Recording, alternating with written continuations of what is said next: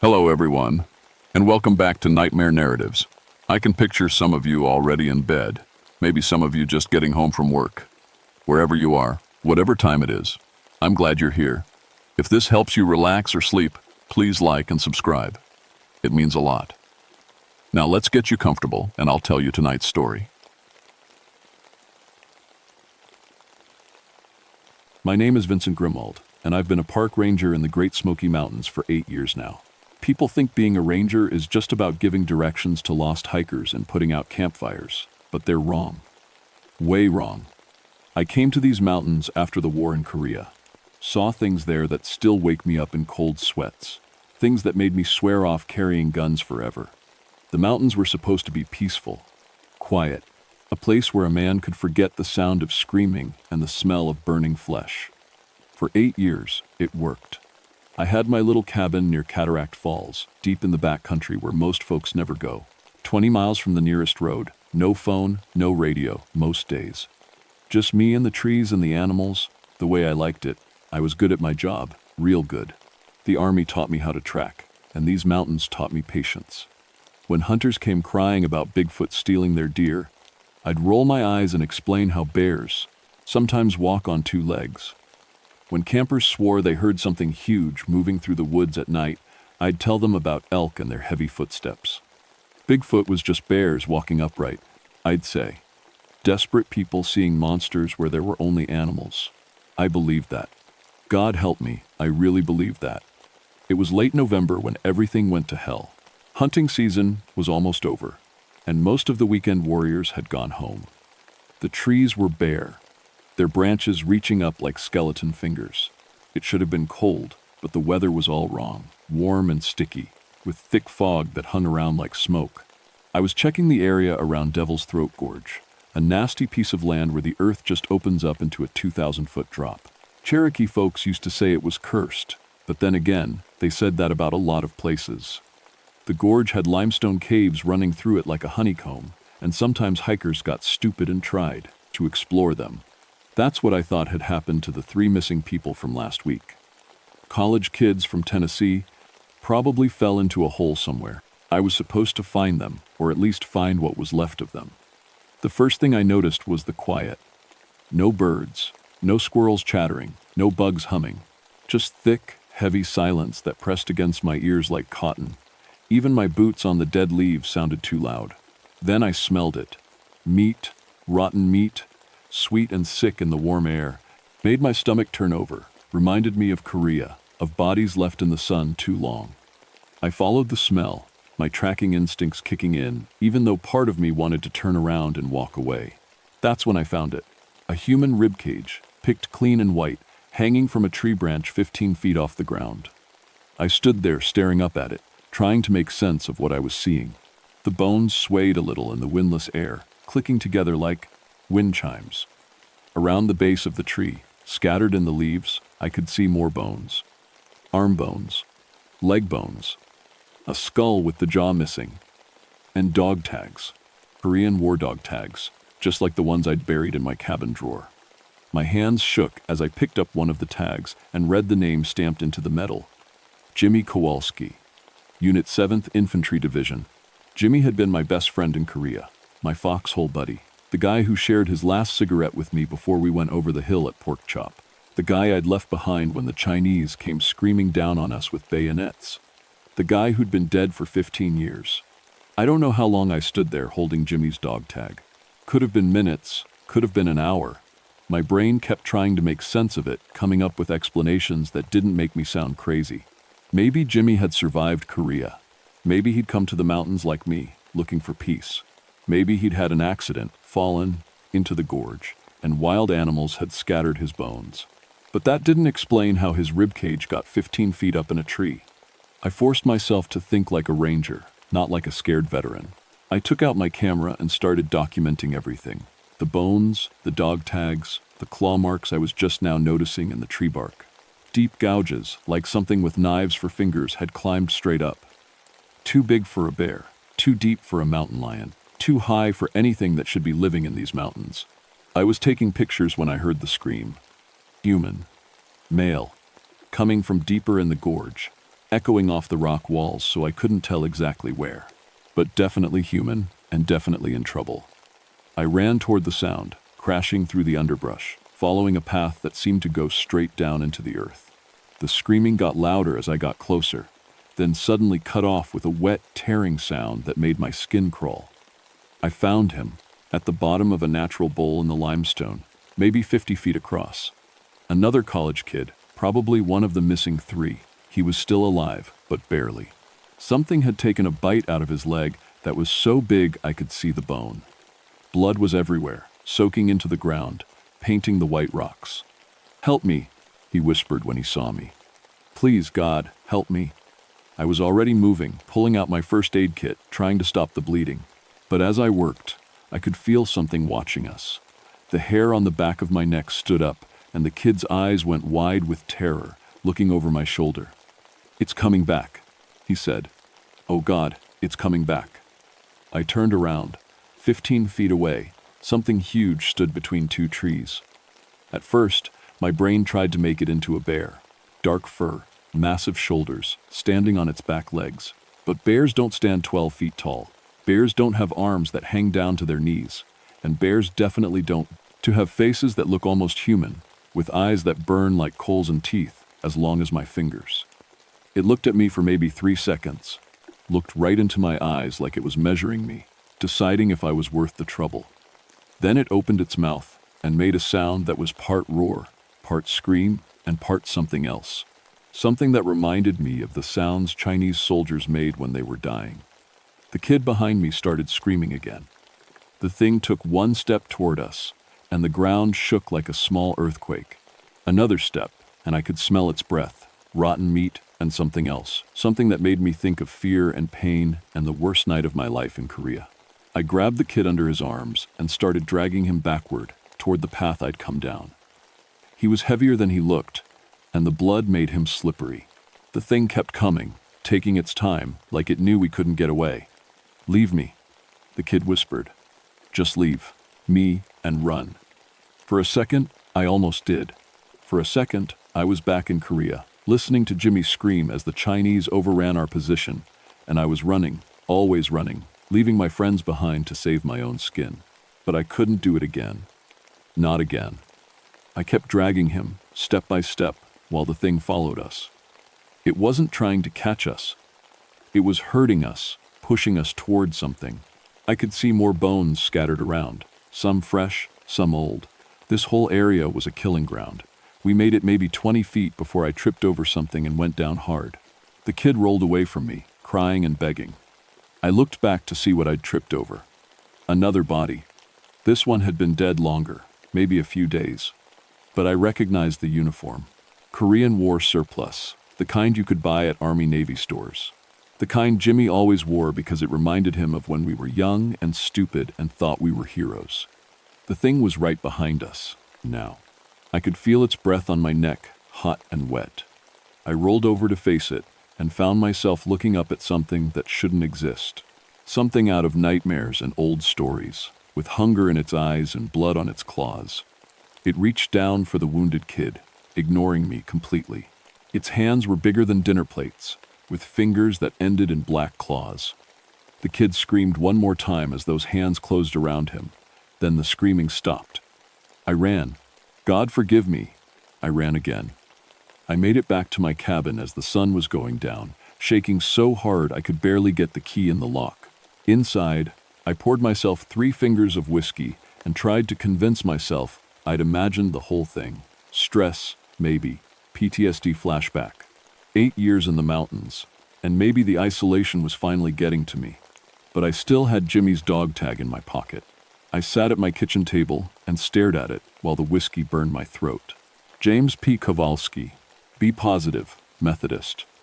Born 1930, which would make him 37 now if he was still alive. But Jimmy had died in Korea. I'd seen his body myself, torn apart by Chinese grenades. Hadn't I? The more I thought about it, the fuzzier my memories got.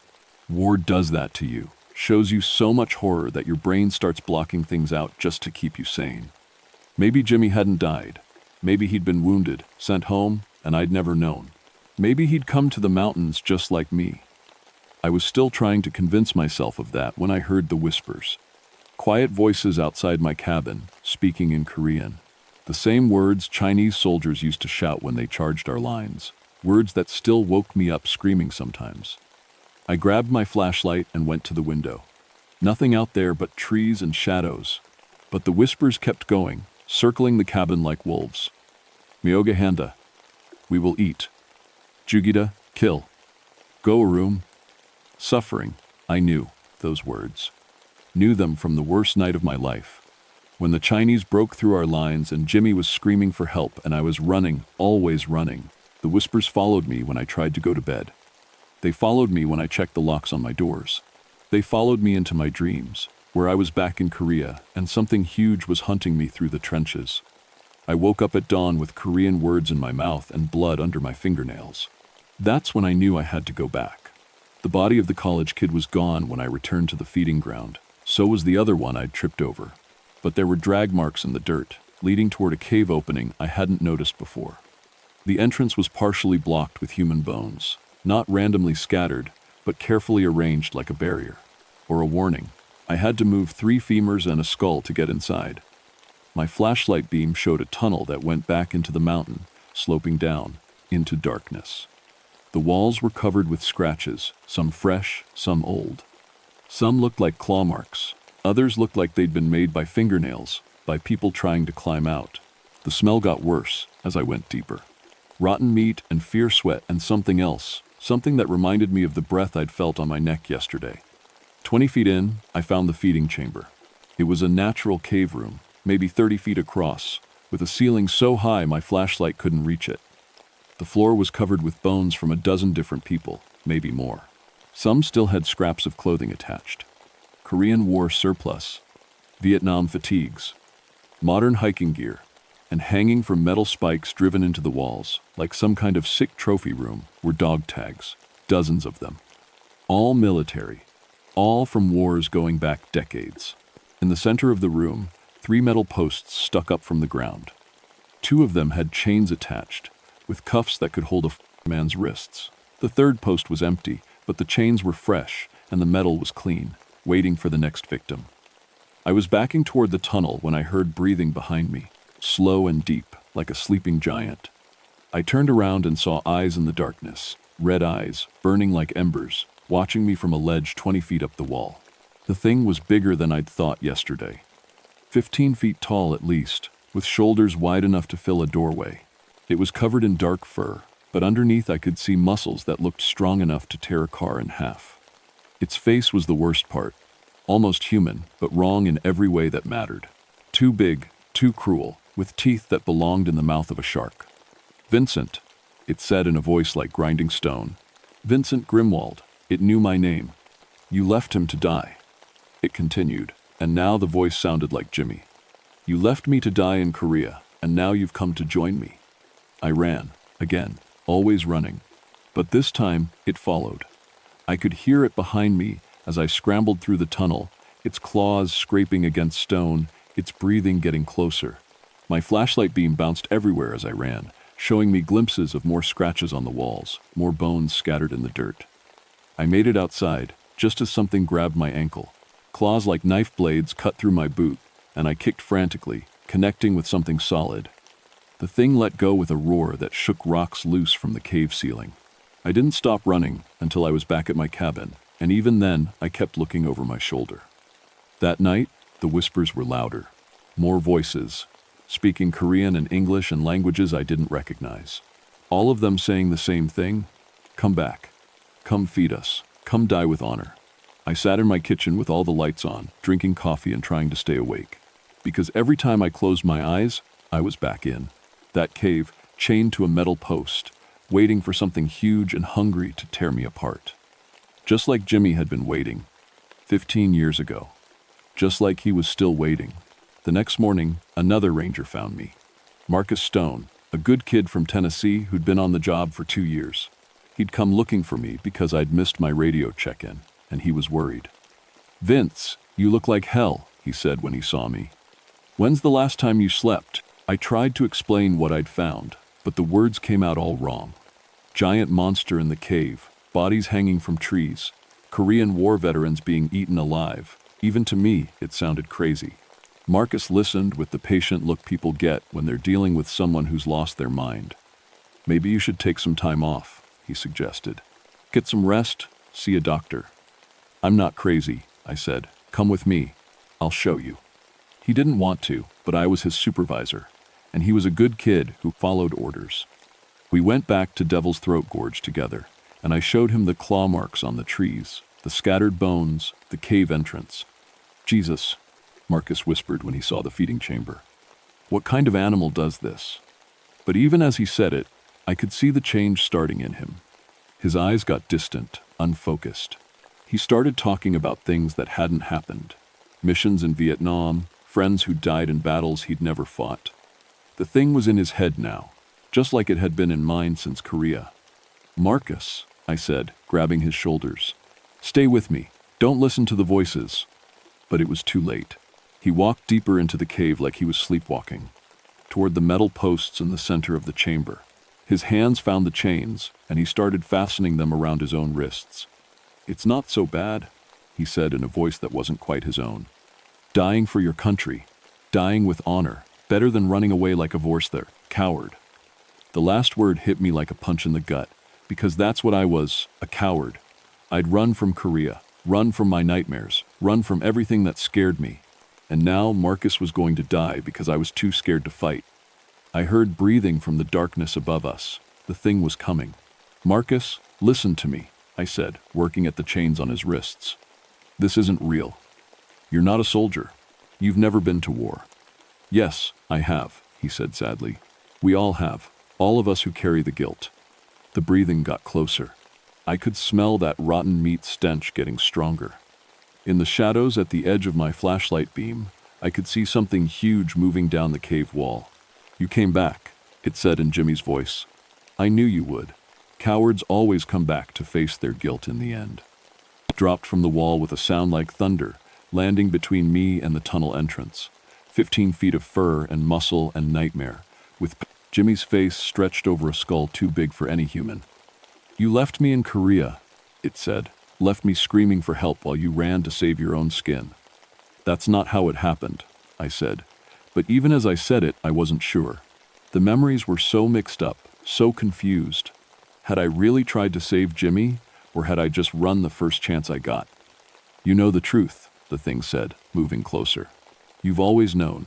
That's why you came to the mountains. That's why you refuse to carry weapons. That's why you wake up screaming every night. It was right. God help me, it was right. I had left Jimmy behind, I had run like a coward, and I'd been running ever since. But I can end the running, it continued. I can end the guilt. All you have to do is stay. Feed me your shame, your fear, your regret. Die the death you should have died in Korea. Marcus was still struggling with the chains, but weaker now, like he was giving up. His eyes were closed, and he was mumbling words in Vietnamese. A war he'd never fought in, for a country he'd never seen. I looked around the cave and saw them all. Jimmy's bones and dozens of others. All the men who'd come to the mountains carrying guilt and shame and memories they couldn't live with. All of them fed to something that grew stronger with every veteran it consumed. No, I said. The thing tilted its massive head. No, no more running. I reached into my pack and pulled out the one thing I'd sworn never to touch again, my service pistol from Korea. I'd kept it all these years, hidden in my cabin, a reminder of everything I wanted to forget. Guns can't hurt me, the thing said. I am guilt made flesh. I am consequence given form. As long as you carry shame, I cannot die. It was right, but I wasn't planning to shoot it. I put the gun to my own head. If I die, I said, Marcus goes free. The guilt dies with me. The thing's eyes widened. You would not dare. Watch me. For the first time since Korea, I felt something that wasn't fear or shame or regret. I felt purpose. Maybe this was how it was supposed to end. Maybe this was the death I should have died 15 years ago. My finger tightened on the trigger. Wait, the thing said. There is another way. The thing told me about the old Cherokee stories, about the Kekle Kudle, the cannibal giants who fed on those who had abandoned their duties, their families, their honor. It told me how the Cherokee had dealt with such creatures, not with bullets or blades, but with truth. Face what you did, it said. Accept the guilt, but do not let it consume you. Transform it into something useful. Become the man you should have been. I lowered the gun, not because I was scared, but because I finally understood. I had left Jimmy in Korea. I had run when my friends needed me most. I had been a coward, and men had died because of it. Those were facts, and denying them had only fed the thing's power over me. But that didn't mean I had to keep being a coward. I unlocked Marcus's chains and helped him to his feet. He was confused, disoriented, but alive. Together, we walked out of the cave and back into the sunlight. The thing didn't follow us. It couldn't, because I wasn't running anymore. That was 3 months ago. Marcus doesn't remember much about that day. His mind has blocked out most of it, which is probably for the best.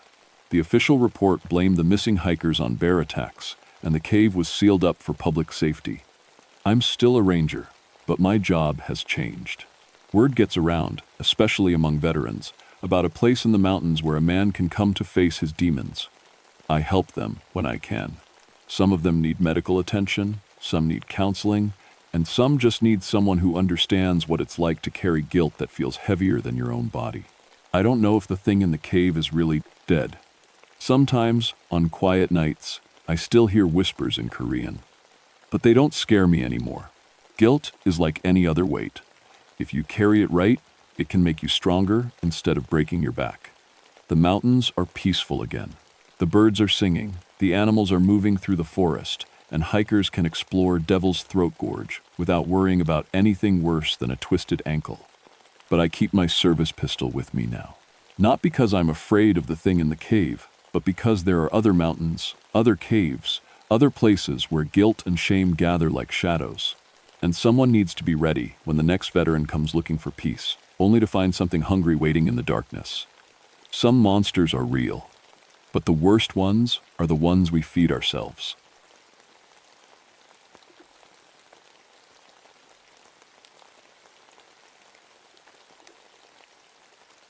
My name is Eleanor Ravenshollow, and I need to tell you what happened to me in Blackwater Hollow. I'm a park ranger, or was, anyway. 3 years on the job, fresh out of forestry school, and I thought I knew everything about the woods. I was wrong. It was early spring of 1959 when they sent me to Canaan Valley, way up in the Monongahela National Forest. Most folks avoided that area. Too remote, they said, too dangerous. The old mining company had torn up the land something fierce back in the 40s, then just walked away when the coal ran out. Left behind a mess of dead trees, orange water, and stories nobody wanted to tell. I didn't mind the isolation. Truth is, I preferred it. Growing up in a mining family teaches you that people can hurt you worse than any wild animal. My daddy died of black lung when I was 16, coughing up blood until there was nothing left of him but bones and regret. I swore I'd never go underground like him. That's why I became a ranger. Trees don't lie to you. Mountains don't make promises they can't keep. My assignment was simple: test the water quality in Blackwater Hollow and document the environmental damage. The government was finally thinking about cleaning up the old mining sites, but they needed to know how bad things really were. I had my testing kit, my camera, and 3 weeks to write a report that would probably end up in some filing cabinet in Washington. The first thing that hit me when I got to the hollow was the smell. Sulfur, thick and rotten, like eggs left in the sun. The creek ran bright orange from all the acid drainage, and nothing grew on its banks except some scraggly weeds that looked half dead. The trees were bare skeletons, their bark peeled off in long strips. Even in early spring, when everything should have been turning green, this place looked like winter had never left. I set up my camp about a quarter mile from where the old company town used to be. Nothing left now but some concrete, foundations, and a rusty water tower with Blackwater Mining Co. painted on the side in faded letters. The company had built houses here for the workers and their families. Probably 200 people lived here once, kids playing in the streets, women hanging laundry on lines, men coming home dirty from the mines. Now it was just me and the wind. The first night, I heard children laughing. I was sitting by my campfire, writing notes about the water samples I'd taken that day, when the sound drifted down from the old town site. High, sweet voices echoing off the hills. My first thought was that some local kids had hiked in to explore the ruins. Happened all the time in other parks. Kids love abandoned places, but when I walked up to check, I didn't see anyone. Just empty foundations and that rusty water tower creaking in the breeze. The laughing had stopped. "Hello?" I called out. "Anyone there?" Nothing but my own voice bouncing back at me. I told myself it was just the wind. Sound plays tricks in these hollow valleys, especially at night. Maybe it was an owl or a fox, or just my imagination working overtime. I'd been alone in the woods for 2 days already. That can mess with your head if you're not used to it. But as I walked back to my camp, I heard it again. Fainter this time, like it was coming from deeper in the hollow. Children singing some old song I almost remembered. Something my grandmother used to hum while she cooked. I stopped walking and listened hard, but the song faded away before I could make out the words. That night, I dreamed about my father. He was young again, heading off to work with his lunch pail and his helmet lamp. In the dream, he kept looking back at me, like he wanted to say something important. But every time he opened his mouth, all that came out was the sound of children singing. I woke up with tears on my face and the taste of coal dust in my mouth. The next morning, I got down to business. Water testing is boring work, but it has to be done right. I worked my way up the creek, taking samples every 50 yards, measuring temperature and acidity levels. The numbers were worse than I'd expected. This water could kill you if you drank enough of it. I was about halfway to the mine entrance when I found the playground. It was tucked back in a grove of dead pines, hidden from the main trail. Swings, a slide, a merry-go-round, all painted in bright colors that should have faded years ago. But they looked fresh, like someone had just finished touching up the paint. The swings moved gently in the breeze, their chains squeaking, a rhythm that sounded almost like music. I checked my map. This area had been the school and playground for the company town. Made sense that some of the equipment would still be here. What didn't make sense was the condition it was in. I walked closer and noticed other things. Jump ropes laid out in perfect circles. Hopscotch squares drawn in, fresh chalk on a patch of concrete. A row of lunch pails sitting on a bench, each one labeled with a child's name in careful handwriting. Tommy Morrison, Sarah Kellum, Billy Hutchins, Mary Catherine Odell. The names meant nothing to me, but something about seeing them made my chest tight. I picked up one of the lunch pails Tommy's and opened it. Inside was a sandwich wrapped in wax paper, an apple, and a thermos of milk. The sandwich looked fresh, like someone had made it that morning. I dropped the lunch pail. It hit the ground with a clang that echoed through the dead trees. "Hello?" I called out again. "Is someone here? Kids, if you're playing a game, it's not funny. This place isn't safe." No answer, but I could swear I heard whispers coming from behind the school building. I followed the sound around to the back of the ruins, where the foundation stones made a rough rectangle in the weeds. The whispers got louder as I got closer, but I still couldn't make out words. It sounded like children telling secrets, the way kids do when they don't want adults to hear. In the middle of the foundation, someone had arranged a dozen small stones in a perfect circle. Fresh flowers, where did flowers come from in this dead place, sat in the center of the circle, and scratched into the dirt around the stones were words in a child's careful printing. "We are still here." My hands started shaking. I took out my camera and snapped pictures of everything: the playground, the lunch pails, the stone circle, the message in the dirt. Whatever was going on here, I needed proof. That's when I heard the singing again, closer this time. Close enough to make out some of the words. Asterisk. Down in the valley so low. Asterisk, asterisk. Hang your head over. Hear the wind blow. Asterisk, asterisk. Hear the wind blow, dear. Hear the wind blow. Asterisk, asterisk. Hang your head over. Hear the wind blow times. It was an old song, one I remembered from childhood, but these voices were singing it, slow and sad, like a funeral hymn. And they were coming from the direction of the mine. I looked toward the mine entrance, about 100 yards up the slope. It was just a black hole in the hillside now, sealed off with iron bars and warning signs. But between me and the mine, I could see small figures moving through the dead trees. Children, maybe 6 or 7 of them, holding hands in a line. They were too far away to see clearly, but something about the way they moved made my stomach turn. Too slow, too careful. like they were walking on broken glass. I raised my camera and looked through the viewfinder. The children were gone. I lowered the camera and looked again with my naked eyes, still gone. But the singing continued, getting louder and more mournful with each verse. And now I could hear other sounds mixed in with the music, sounds that made no sense. The clank of machinery, men shouting orders, a deep rumbling that seemed to come from underground. Then, cutting through it all, came a sound that made me run back to my camp without looking behind me once. The sound of children screaming. That night, I sat by my fire and tried to make sense of what I'd seen.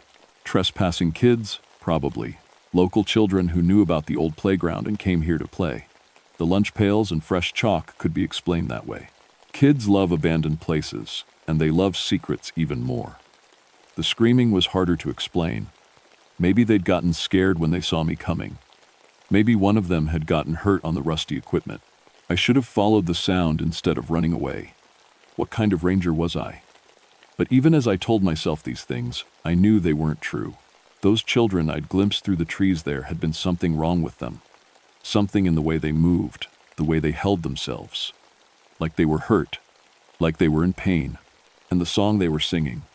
I remembered it now. My grandmother used to sing it when she talked about the old days, before the mines came. It was a mourning song, a song for the dead. I looked at the photos I'd taken on my camera, but when I developed them later, they came out strange. Double exposures, like the film had been exposed twice.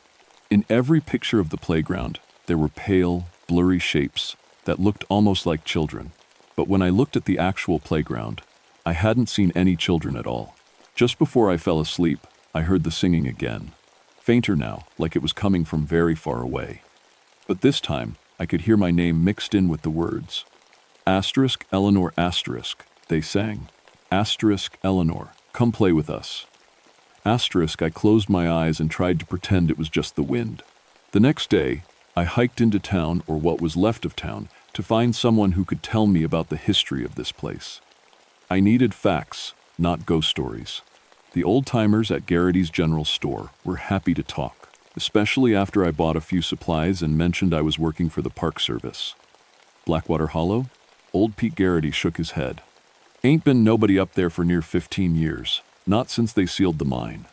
What happened to the mine? I asked. Pete's face went dark. Explosion, 1,943, killed 47 men, and... He paused, looking uncomfortable. And some children who were playing too close to the entrance. Gas leak, they said. Company blamed it on the foreman for not keeping the kids away. My blood went cold. The foreman? Fellow named Ravenshallow. Thomas Ravenshallow. Poor bastard never got over it. Drank himself to death a few years later. The room started spinning. Thomas Ravenshallow. My father. You all right, miss? Pete asked. You look pale as a ghost. I managed to nod. The children who died. Do you remember their names? Pete thought for a moment. There was the Morrison boy, Tommy, I think, and little Sarah Kellum, Billy Hutchins, Mary Catherine Odell. He rattled off more names, and I recognized every one from the lunch pails I'd found. 12 children in all, Pete continued, playing some game near the mine entrance when the gas blew. Company said they'd been warned to stay away. But you know how kids are. The foreman, your daddy, I'm guessing he tried to get them out, but it was too late. Poor man blamed himself till the day he died. I left the store in a daze. My father had never told me about Blackwater Hollow, never mentioned the explosion or the children who died. But now I understood why he'd drunk so much, why he'd sat on the porch every night staring at nothing, why he'd whispered apologies to empty air when he thought no one could hear. He'd been carrying the guilt of those 12 dead children for his entire life.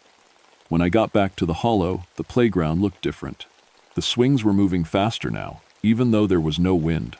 The lunch pails were dupe open, their contents scattered on the ground. And the merry-go-round was turning slowly, its rusty bearings squealing a rhythm that sounded like crying. I approached carefully, my camera ready.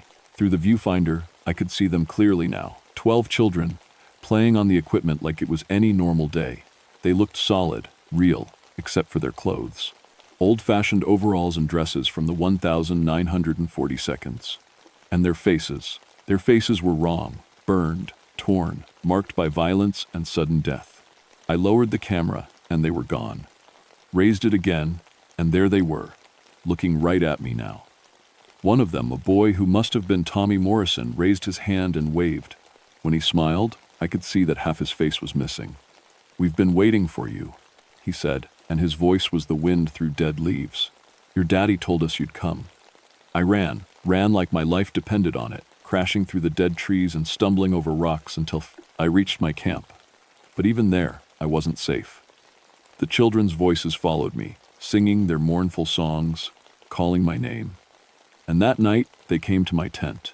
I woke up to the sound of small hands patting the canvas walls, gentle at first, like children playing a game. Then harder, more insistent. The tent shook with their touch, and I could hear them whispering outside. "Eleanor, Eleanor, come out and play.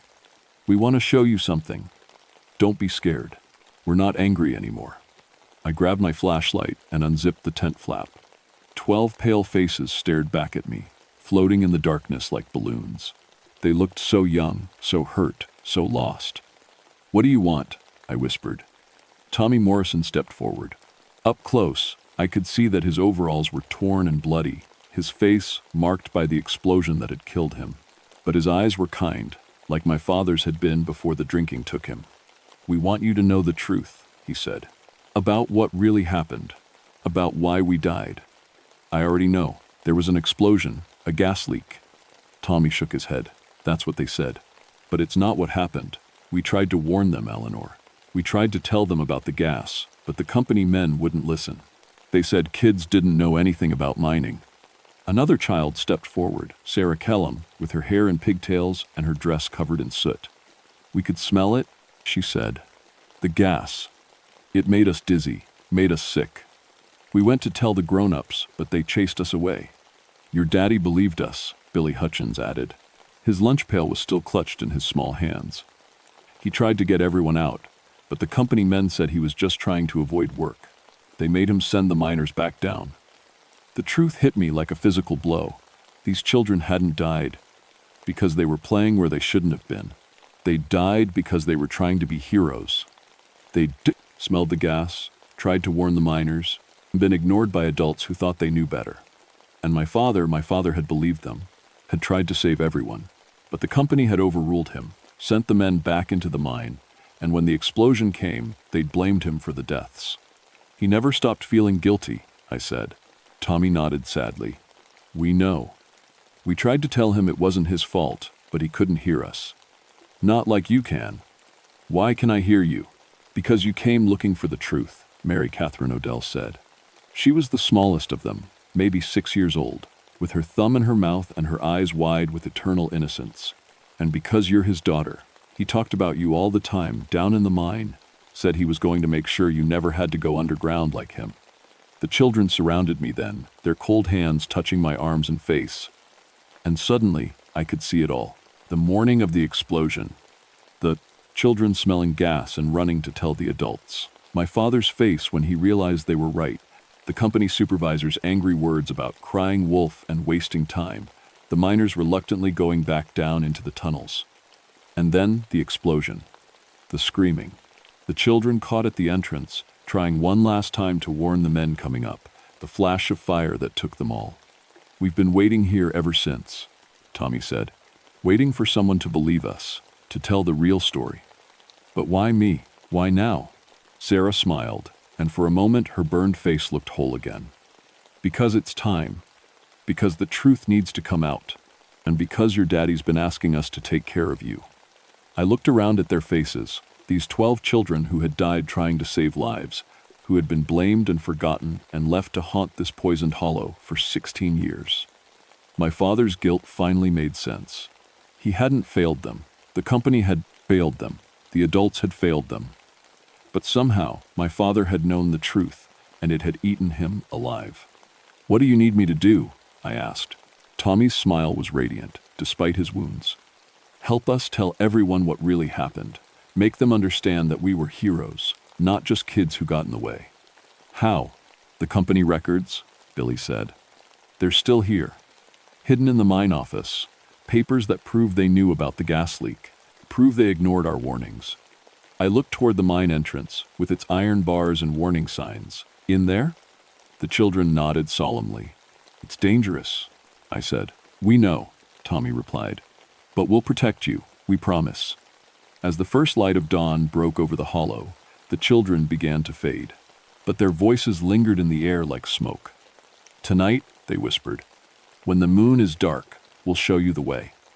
I spent that day preparing for what I knew would be the most dangerous thing I'd ever done, but these children had been waiting 16 years for justice.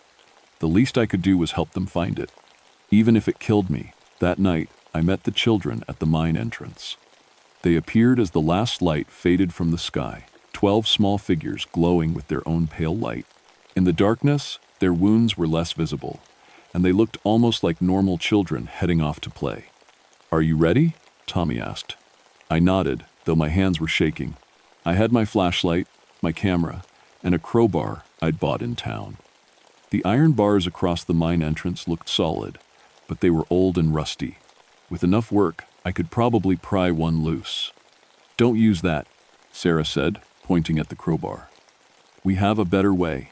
She walked up to the bars and placed her small hands on the metal. Where she touched, the iron began to glow with soft blue light. The other children joined her, each placing their hands on different bars. The metal grew brighter and brighter until I had to shield my eyes. When the light faded, the bars were gone. Not broken or bent, simply gone, as if they had never existed. How did you? We've had a long time to practice, Billy said. Death teaches you things. The mine entrance yawned before us like a hungry mouth. The smell of gas and decay rolled out of the darkness. My every instinct screamed at me to run, but I thought of my father's face in my dreams, the guilt he'd carried all those years, and I stepped inside. The children surrounded me, their glow providing the only light. We walked down a tunnel that had been carved from living rock, our footsteps echoing in the darkness. Old rail tracks ran down the center of the floor, disappearing into the black depths. Wooden support beams held up the ceiling, but many of them were cracked and sagging. How far? I asked. Not far, Tommy said. The office was right inside, where the foreman could watch. The workers come and go. We walked for what felt like hours, but was probably only minutes. The tunnel branched off in several directions, but the children led me confidently through the maze. They moved differently here, I noticed. Less like the hurt, confused spirits I'd seen outside, and more like children who knew every inch of their playground. You spent a lot of time down here, I said. Mary Catherine nodded. Our daddies worked here. We'd come visit sometimes, when Mama was busy. Everyone knew us. Everyone was nice to us. Her voice grew sad, until the day we tried to tell them about the gas. We reached a wooden door marked Foreman in faded paint. The children stopped outside, their faces suddenly fearful. We can't go in there, Tommy said. That's where your daddy worked, where he tried so hard to save everyone. I pushed open the door. Inside was a small office with a desk, a chair, and a filing cabinet. Everything was covered in a thick layer of dust and mold, but I could see papers scattered across the desk. My flashlight beam picked out official letterheads. Blackwater Mining Company. I started reading the papers. Most were routine production reports, safety inspections, payroll records. But near the bottom of the pile, I found what I was looking for. A memo dated 3 days before the explosion. The heading read, "Gas leak, urgent attention required." My father's handwriting filled the page, shaky but determined. Detecting dangerous levels of methane in Tunnel 7. Recommend immediate evacuation and thorough inspection before resuming operations. Several local children have reported strong gas smells and dizziness when playing near entrance. Suggest taking their reports seriously, as children's senses often more acute than adults. Below my father's signature was another note, this one in different handwriting. Rejected. Production quotas must be met. Workers will resume normal schedule. Ravenshallows excessive. Caution noted for performance review. J. Whitmore, supervisor. I felt tears burning my eyes. Here was the proof. My father had tried to stop the explosion, had believed the children, had put his job on the line to protect everyone. And he'd been overruled by company greed. I photographed every page, my hands steady now, despite the danger. These documents would clear my father's name and prove that the children had died as heroes. That's when I heard the footsteps. Heavy boots, coming down the tunnel toward us. A flashlight beam swept back and forth, growing brighter as it approached. The children scattered into the shadows, their glow fading to almost nothing. "Someone's coming," I whispered. "Company men," Tommy hissed. "They don't want the truth to come out." The footsteps stopped outside the office. A man's voice called out, rough and angry. "We know you're in there, lady. Come out nice and easy, and maybe we won't have to hurt you." I looked around, desperately. The office had no other exit. I was trapped. "Give us the papers," another voice demanded. "You're trespassing on private property. Those documents are classified." "The mine was abandoned years ago," I called back. "Company still owns the mineral rights and the right to protect its interests." The door handle turned. I grabbed as many papers as I could and stuffed them into my jacket. The children's voices whispered urgently around me. "This way, behind the cabinet. We'll show you." I looked where they pointed and saw that the filing cabinet had been pulled away from the wall, revealing a narrow opening that led deeper into the mine.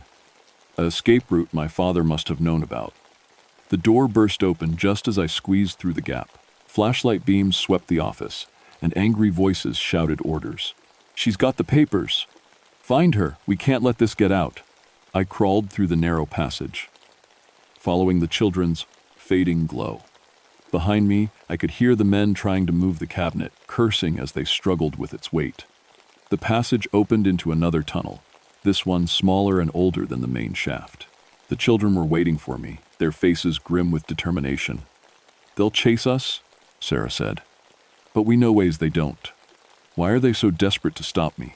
"Because if the truth comes out, people will want to know why the company never paid for what they did," Billy explained.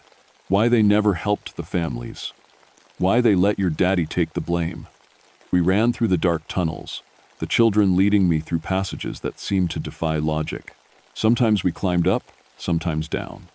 Sometimes the tunnel was so narrow I had to crawl, other times so wide I couldn't see the walls.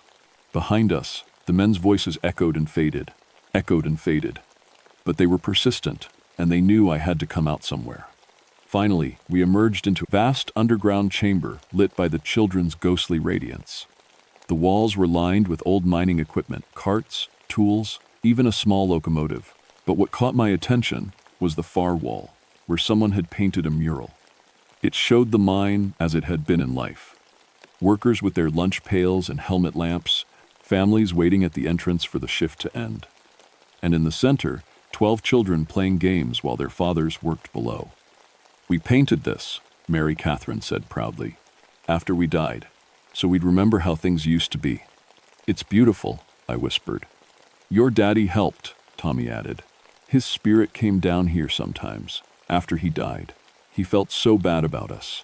We tried to tell him it wasn't his fault, but guilt is loud, louder than ghost voices." I heard footsteps in the tunnel behind us. The company men had found our trail.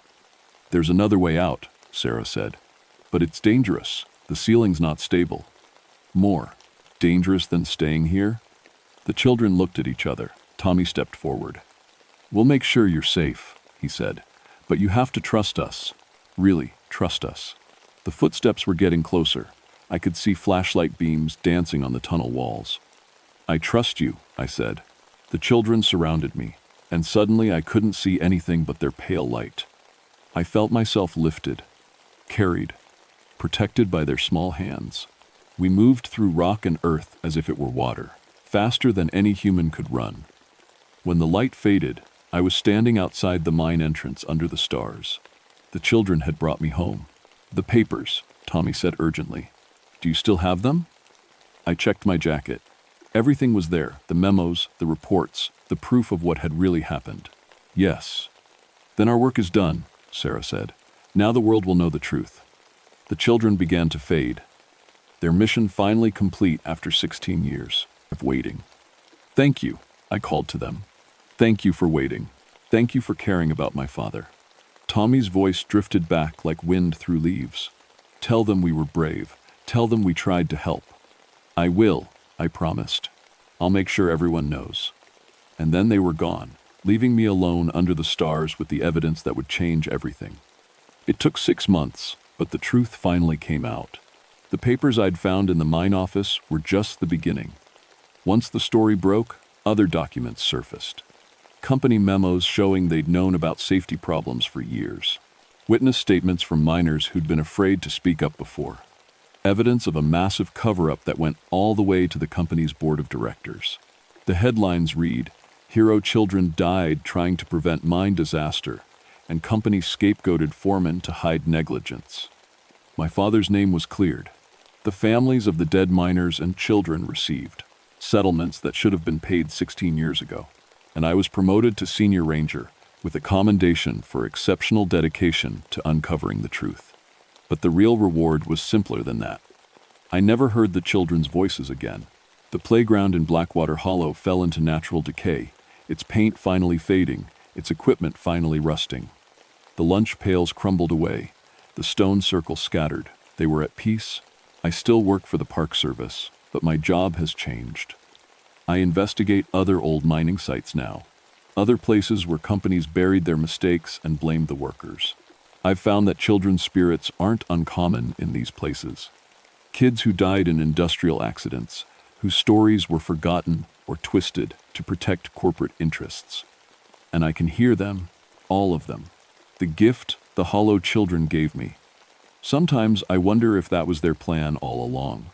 Not just to clear my father's name, but to create someone who could speak for all the lost children, all the forgotten workers, all the families who never got justice. I never married my city banker. Turned out he wasn't interested in a woman who talked to ghosts and took on mining companies. That's fine by me. The work I do now is more important than any relationship. Last month, I received a letter from Tommy Morrison's niece. She'd read about the case in the newspapers and wanted to thank me for giving her family closure. She included a photograph, Tommy at age 7, grinning gap-toothed at the camera, holding a fishing pole and a string of perch. He looked exactly like I remembered him, except for one thing. In the photograph, his face was whole. No burn marks, no wounds, just a happy little boy on a summer day. I keep that photograph on my desk as a reminder. The children of Blackwater Hollow aren't hurting anymore. They're at rest, their heroism finally recognized, their deaths finally mourned properly. But there are other children out there. Other voices calling from other forgotten places. Other truths waiting to be uncovered. If you ever find yourself in an old mining town, or near an abandoned factory, or walking through a cemetery where the headstones are too small and too numerous, listen carefully. You might hear them too, the children who tried to warn us, who died protecting others, who wait patiently for someone to tell their stories. They're not angry, they're not vengeful, they just want to be remembered. And if you're very brave and very lucky, you might be able to help them find peace. Just like I did, just like my father would have wanted. My name is Eleanor Ravenshollow, and I speak for the children who can no longer speak for themselves. Remember their names, remember their courage. Remember that sometimes the smallest voices carry the most important truths.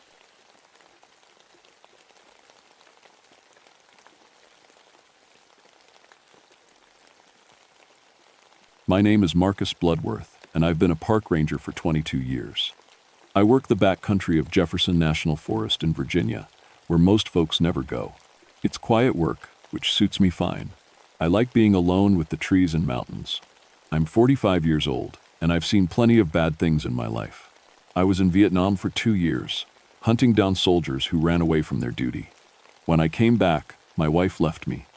She said I was too cold, too distant. Maybe she was right. That's why I took this job in the wilderness. Out here, I don't have to pretend to be normal. It was late October, 1978, when everything started. Hunting season had just begun, and the first snow was falling on White Top Mountain. I was patrolling the high country, about 30 miles from the nearest road. Up there, your radio doesn't work, and if something goes wrong, you're on your own. The mountains felt different that week. Wrong, somehow. I'd been walking these trails for over 2 decades, and I knew when something wasn't right. The birds had gone quiet. I hadn't seen a single deer or bear, which was strange for hunting season. Even the wind seemed to hold its breath. That's when I found Jimmy Crawford's campsite. Jimmy was a local hunter, been coming up here for 15 years.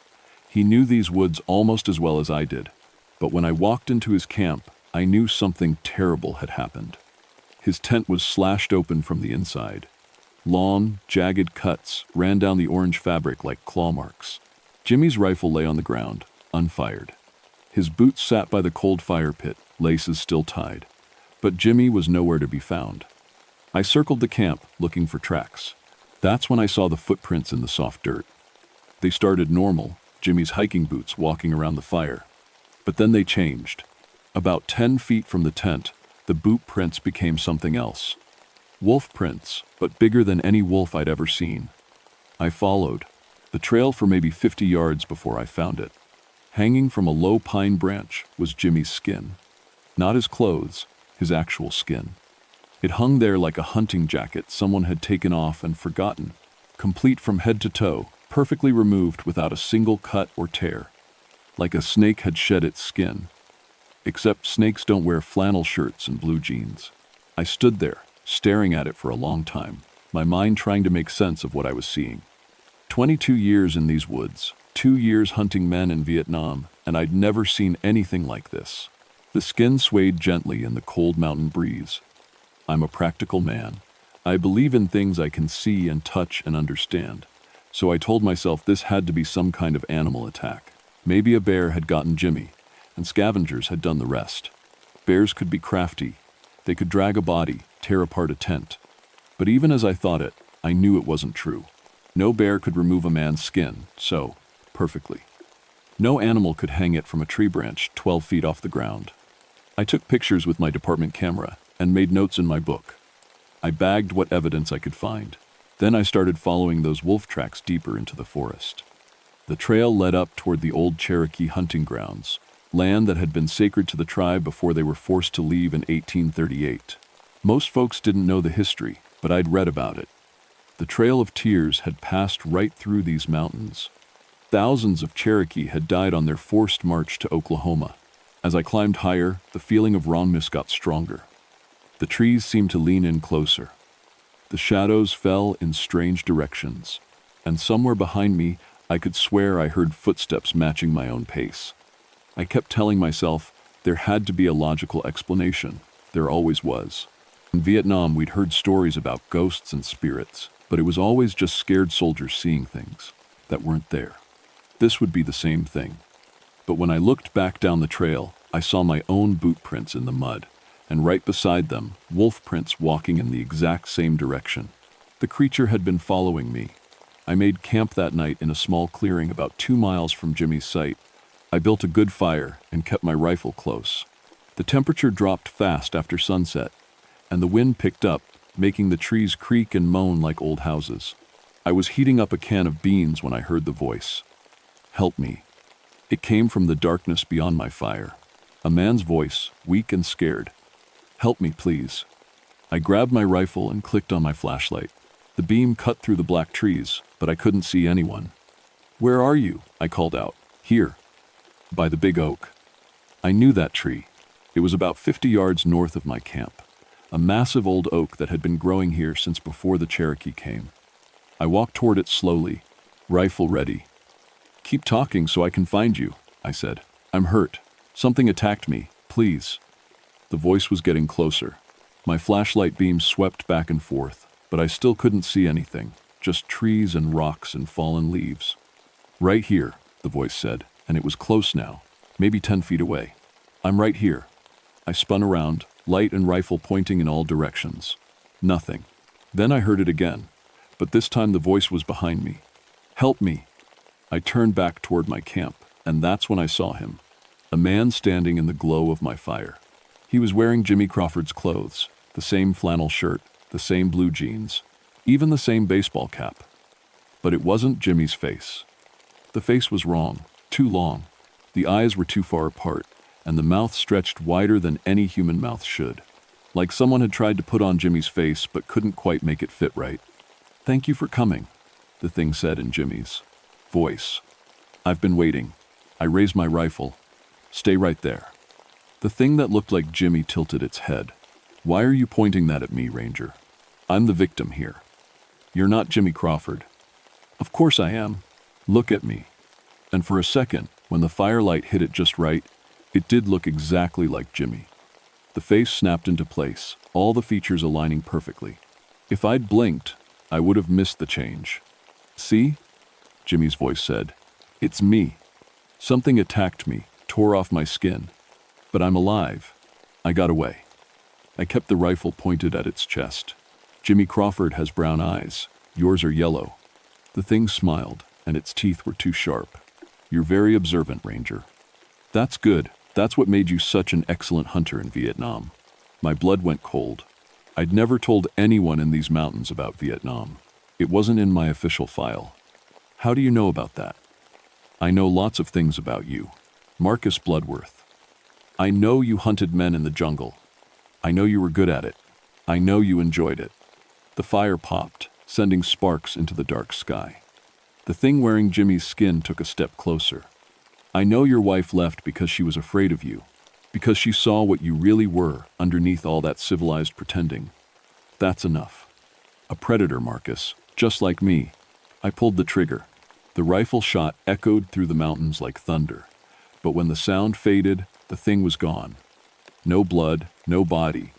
Just empty air where it had been standing. I searched the area with my flashlight, but found nothing. Not even footprints in the dirt around my fire. I didn't sleep that night. I sat with my back to a tree, rifle across my knees, waiting for dawn. Every shadow looked like movement. Every sound could have been footsteps. When the sun finally came up, I broke camp and started tracking again. The wolf prints led higher into the Baying Mountains, toward the old Cherokee sacred sites, places where the medicine men used to perform their ceremonies. About noon, I found the second campsite, 3 hunters this time. The Coleman family from down in the valley, Bob, his teenage son Mike, and Bob's brother Ray. I knew them all. Good people who'd been coming up here every October for the past 10 years. Their camp looked like a tornado had hit it. Tents shredded, gear scattered everywhere, but no bodies. What I found instead made my hands shake. 3 skins hanging from 3 different trees, perfectly preserved, still wearing the clothes they'd died in. Bob's work shirt and hunting vest, Mike's college sweatshirt, Ray's orange safety jacket. And beneath each tree, the tracks changed from human to wolf. I was staring at Ray's skin when I heard the radio crackle. My handheld was clipped to my belt, and it shouldn't have worked this far from any towers. But a voice came through clear as day. Marcus, this is Sarah. Do you copy? Sarah Whitehorse was my backup, another ranger who sometimes worked this sector. But she was supposed to be on vacation this week. Sarah, what are you doing on duty? Looking for you, Marcus. Your wife called headquarters. She's worried about you. I almost dropped the radio. My wife's been dead for 3 years, Sarah. Static filled the channel for a long moment. Then Sarah's voice came back, but it sounded different. Colder. Is she, Marcus? Are you sure about that? The radio went dead. I looked up at the 3 skins swaying in the wind, and I finally understood what I was dealing with. This thing could take anyone's shape, anyone's voice. It could become them so perfectly that even I couldn't tell the difference. And it was hunting me. I followed the trail deeper into Cherokee territory. The wolf tracks led to a narrow valley I'd never seen before, hidden between 2 ridgelines. Ancient symbols were carved into trees, Cherokee writing that looked fresh, like someone had just cut them into the bark. The air felt thick and wrong, like trying to breathe underwater. My compass spun in circles. The temperature kept changing from freezing cold to summer hot and back again. That's when I found the cave. It was set into the side of the mountain, hidden behind a curtain of hanging vines. The wolf tracks led straight to it and disappeared inside.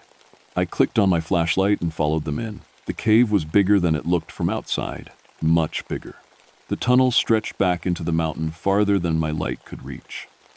Along the walls, painted in what looked like dried blood, were Cherokee symbols and pictures of the ritual the thing had described. Pictures of men wearing other men's skins.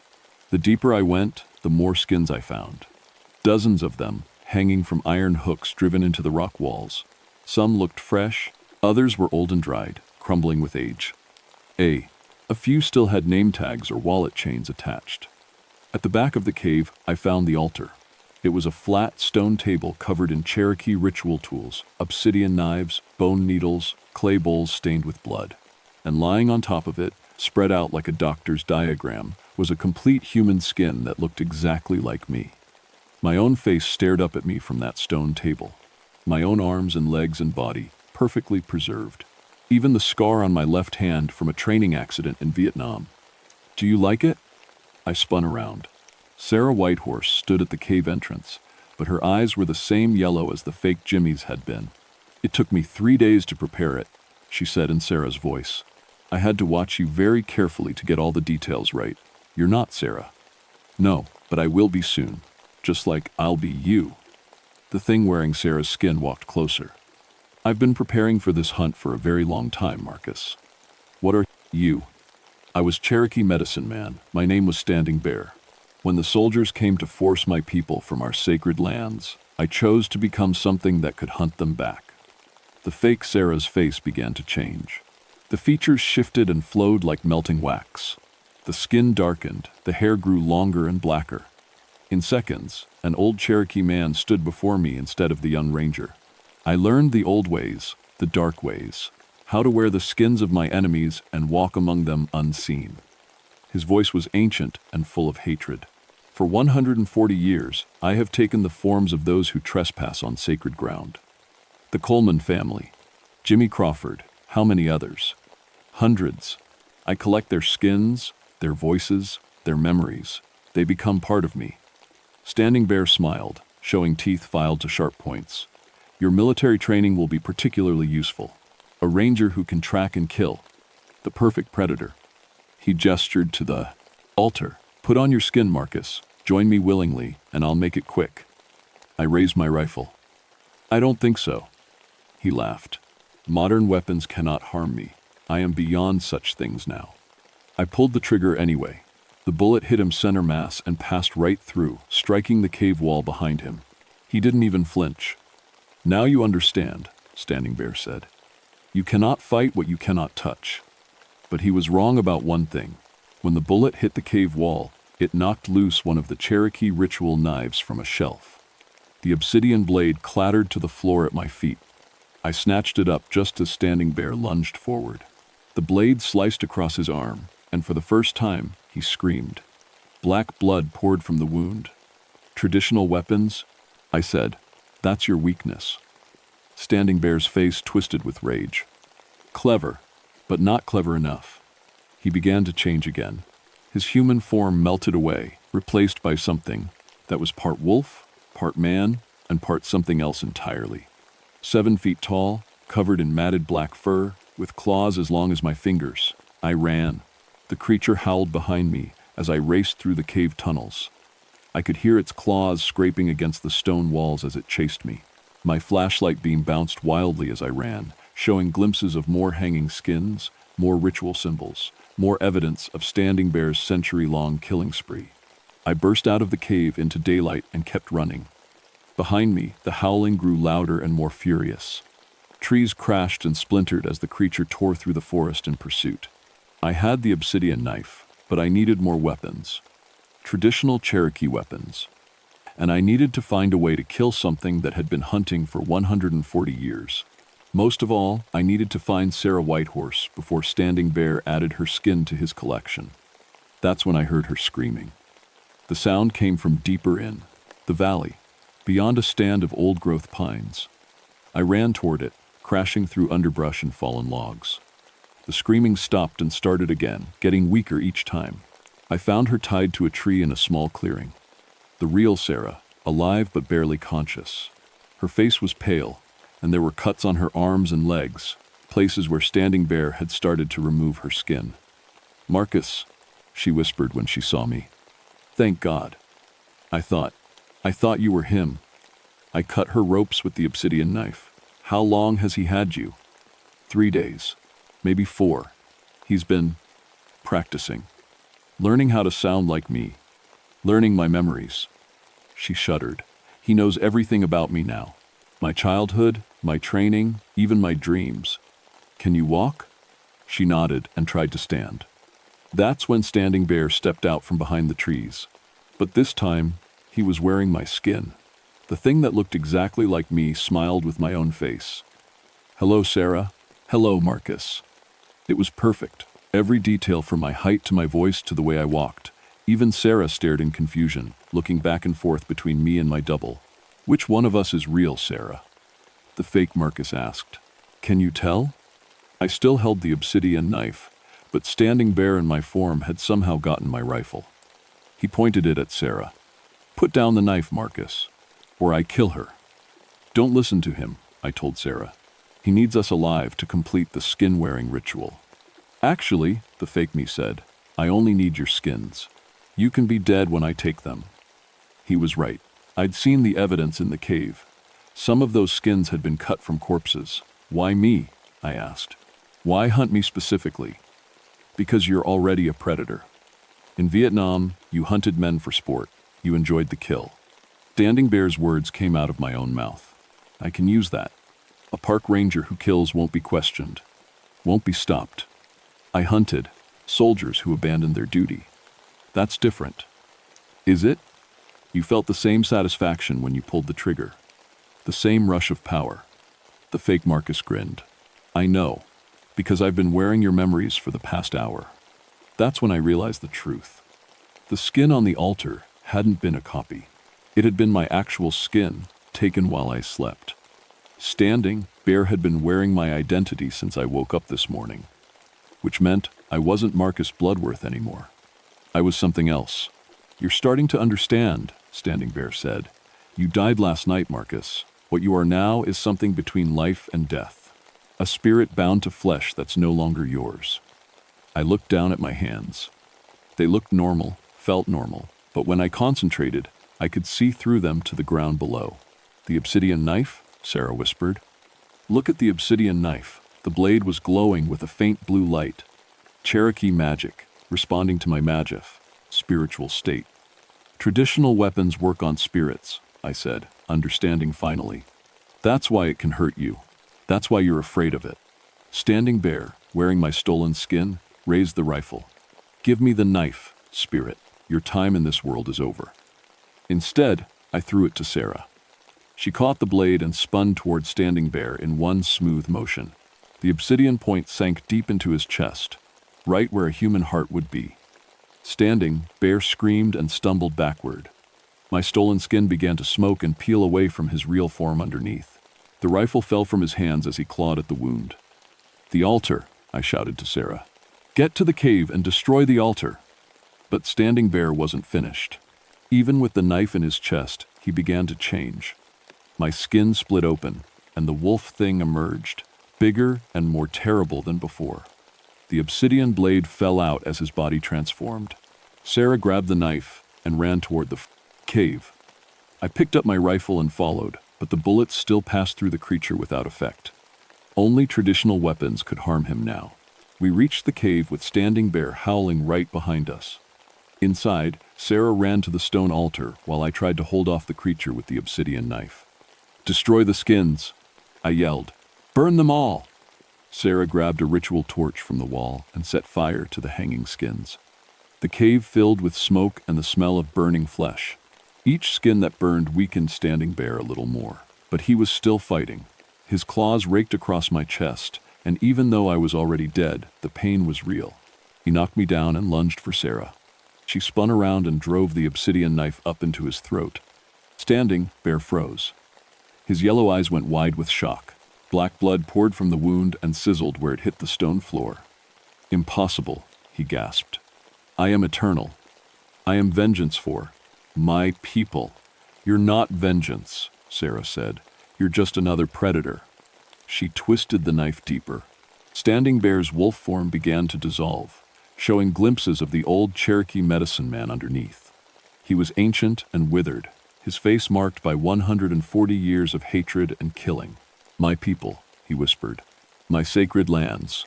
Your people would be ashamed of what you became," I said. Standing Bear looked at me with his dying eyes. For just a moment, I saw not the monster, but the man he'd been before the Trail of Tears broke his spirit and turned him into a killer. "I was protector," he said. "I was supposed to protect them." Then he crumbled to dust. The cave began to shake. Rocks fell from the ceiling as the Cherokee magic that had held this place together for 140 years finally broke apart. Sarah and I ran for the entrance as the tunnel collapsed behind us. We made it outside just as the entire mountainside came down, burying, standing, Bear's cave and all his collected skins forever. In my official report, I wrote that Jimmy Crawford and the Coleman family had been killed by a serial killer who was now deceased. I described finding the suspect's body in a cave-in and how the case was closed. Nobody questioned it. 3 missing hunters, 1 dead killer, problem solved. That's how these things usually work in the real world. But Sarah and I knew the truth. I was still dead, technically speaking. The ritual that Standing Bear had used created something between a ghost and a living person. I could touch things, talk to people, even eat food. But I cast no reflection in mirrors, and sometimes, when I wasn't concentrating, people looked right through me. Sarah kept my secret. She also kept the obsidian knife. In case there are others like him, she said. She was right to worry. Over the next few months, I started hearing stories from other rangers. Disappearances in national parks across the country, missing hikers and campers. Sometimes they found empty tents cut open from the inside. The Cherokee weren't the only tribe that knew transformation magic. Other medicine men had made the same choice Standing Bear had during their people's darkest hours. Rather than die with honor, they had chosen to become monsters. My new condition made me useful for tracking them. Traditional spirits could sense each other, and Cherokee magic had given me abilities I'd never had as a living man. I could track supernatural creatures the way I'd once tracked deserters in Vietnam. The Park Service created a special unit for unexplained disappearances. Officially, it was just a task force for serial killers who operated in wilderness areas. Unofficially, Sarah and I hunted things that shouldn't exist. We saved people when we could, we stopped predators when we had to, and we learned that the world had a lot more monsters in it than most folks realized. Sometimes, late at night in my ranger station, I wondered if I'd become a monster too. I was dead but still walking around. I hunted creatures that had once been human. The line between protector and predator was thinner than I'd ever imagined. But then I'd remember Standing Bear's final words. He'd been a protector once, before hatred and revenge twisted him into something evil. The difference between him and me wasn't what we'd become. It was what we chose to do with the power we'd been given. I chose to protect people, even if it meant spending eternity hunting monsters in America's last wild places. Sarah retired from the Park Service 5 years later and moved back to town. She said being around me reminded her too much of that day in the cave. I understood. Some experiences change you so much that you can never go back to who you were before. But she still calls me sometimes when there are reports of strange disappearances, and she still has that obsidian knife, just in case. As for me, I'm 15, still patrolling the backcountry of Jefferson National Forest, still walking trails where most folks never go, still listening for sounds that don't belong and watching for tracks that shouldn't exist. The mountains feel peaceful now, the birds sing again, and the deer have returned to their old paths. But I know that peace is fragile. There are always new predators moving through the wilderness, always new monsters wearing human faces, and there's always someone who needs to hunt them. My name is Marcus Bloodworth, and I've been dead for over 40 years. But I'm still a park ranger, and I still protect these mountains and the people who visit them. Some jobs, it turns out, don't end just because you die. The only difference is that now, when something evil is stalking innocent people in the deep woods, it has to worry about me stalking it back. And unlike Standing Bear, I remember what I'm really protecting. Not just the land, but the idea that some places should stay safe. That some people still stand between the monsters and everyone else, even if those people aren't entirely human anymore.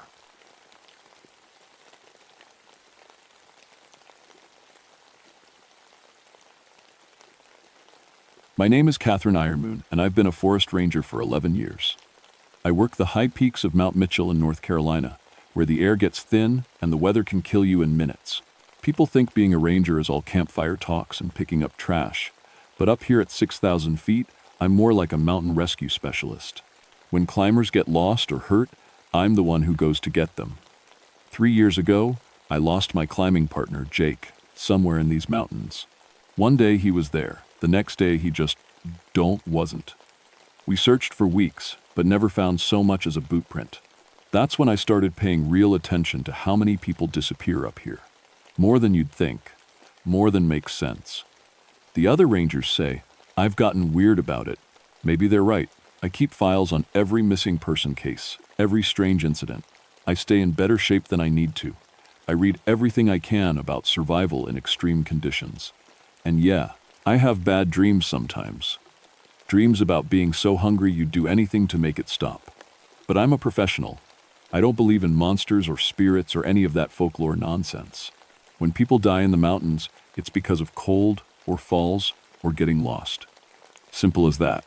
It's December 23rd, 1984, and I'm headed up to Black Balsam Knob because 3 college kids from Duke haven't checked in. They were supposed to be back 2 days ago. The weather's been brutal, temperatures dropping to 20 below, winds hitting 60 miles per hour, snow coming down so hard you can't see your own boots. My radio crackles as I strap on my snowshoes. Catherine, you sure about this? It's dispatch. Weather service says this storm's gonna get worse before it gets better. I'm sure, I say. If those kids are still alive, they won't be for long. I've got everything I need, military-grade cold weather gear, enough food for 5 days, medical supplies, ice climbing, equipment. My emergency beacon is clipped to my jacket. I've done this hundreds of times. The trail up to Black Balsam starts easy, but within an hour I'm breaking trail through knee-deep snow. The wind hits like a fist, and even with my goggles, I can barely see 10 feet ahead. This is exactly the kind of weather that kills people. College kids probably had no idea what they were getting into. Cherokee legends say this area is special. Sacred, some say. Dangerous, say others. The old-timers talk about something called Kekle Kudle, some kind of spirit that walks when people get desperate. But that's northern stuff, Algonquian tribes. The Cherokee down here had different stories, darker ones about winter and hunger and what people do when they're dying. I don't put much stock in legends, but I know the history. In the 1800s, a whole Cherokee band disappeared during a bad winter somewhere around here. Just gone. Some folks said they moved on, but others whispered they got snowed in and, well, when you're starving, people make terrible choices. The snow's getting deeper, and I'm burning more energy than I planned. That's when I smell it. Smoke. Somebody's got a fire going up ahead. Could be the college kids. I push harder, following the scent through the trees. The smoke smell gets stronger, but there's something else mixed in. Something that makes my stomach turn. Burning meat. But not like venison or rabbit. Something different. I find their camp in a clearing about a quarter mile from the main trail. At first, I think I'm looking at 3 people sitting around a fire, and I'm relieved. Then I get closer. They're dead. All 3 of them. But they're arranged in a perfect circle around the fire pit, sitting upright like they died having a conversation. Their expedition gear is scattered around, high-quality stuff that should have kept them alive. But what makes me stop cold is what I see when I look closer. They've been eating themselves. Not just fingers or toes. You sometimes see that with severe frostbite. These kids have bite marks up their arms, chunks missing from their thighs. Human bite marks, their own teeth marks. And the expressions on their faces, they look satisfied. Content, like they died happy. I've seen a lot of death in these mountains, but nothing like this. I key my radio, nothing but static. The storm's blocking everything. That's when I hear it for the first time. Over the wind, just barely audible. Chewing. I spin around, hand going to the bear spray on my belt, but there's nothing there. Just snow and trees and that awful sound carrying on the wind. Chewing, like someone eating an apple, except wetter. I force myself to focus. These kids need documentation. Evidence. Whatever happened here, their families deserve answers. I start with the basics, pulling out my camera and notebook. The fire pit is made from local stones, arranged in a traditional Cherokee pattern. That's weird. College kids wouldn't know how to build a fire like this. The flames are still burning, which means someone's been feeding it recently. The first body is a girl, maybe 20 years old. Brown hair, expensive hiking boots. Her down jacket is ripped open, and I can see bite marks on her ribs.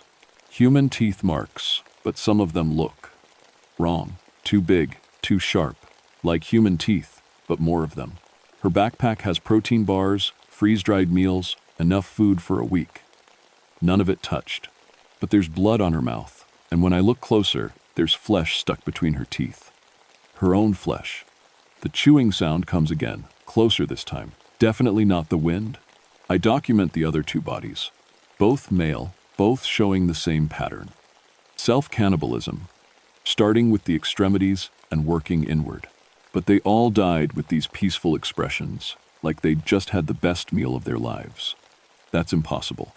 People who resort to cannibalism do it because they're desperate, starving. They don't look happy about it. I check their gear again. No equipment failures. Their tent is high quality, properly set up, sleeping bags rated for 40 below. Enough food to last 2 weeks. No reason for them to starve. But something made them eat themselves. I'm starting to feel hungry, which is strange because I ate an energy bar an hour ago. Mountain work burns calories, but this feels different. Deeper. Like I haven't eaten in days.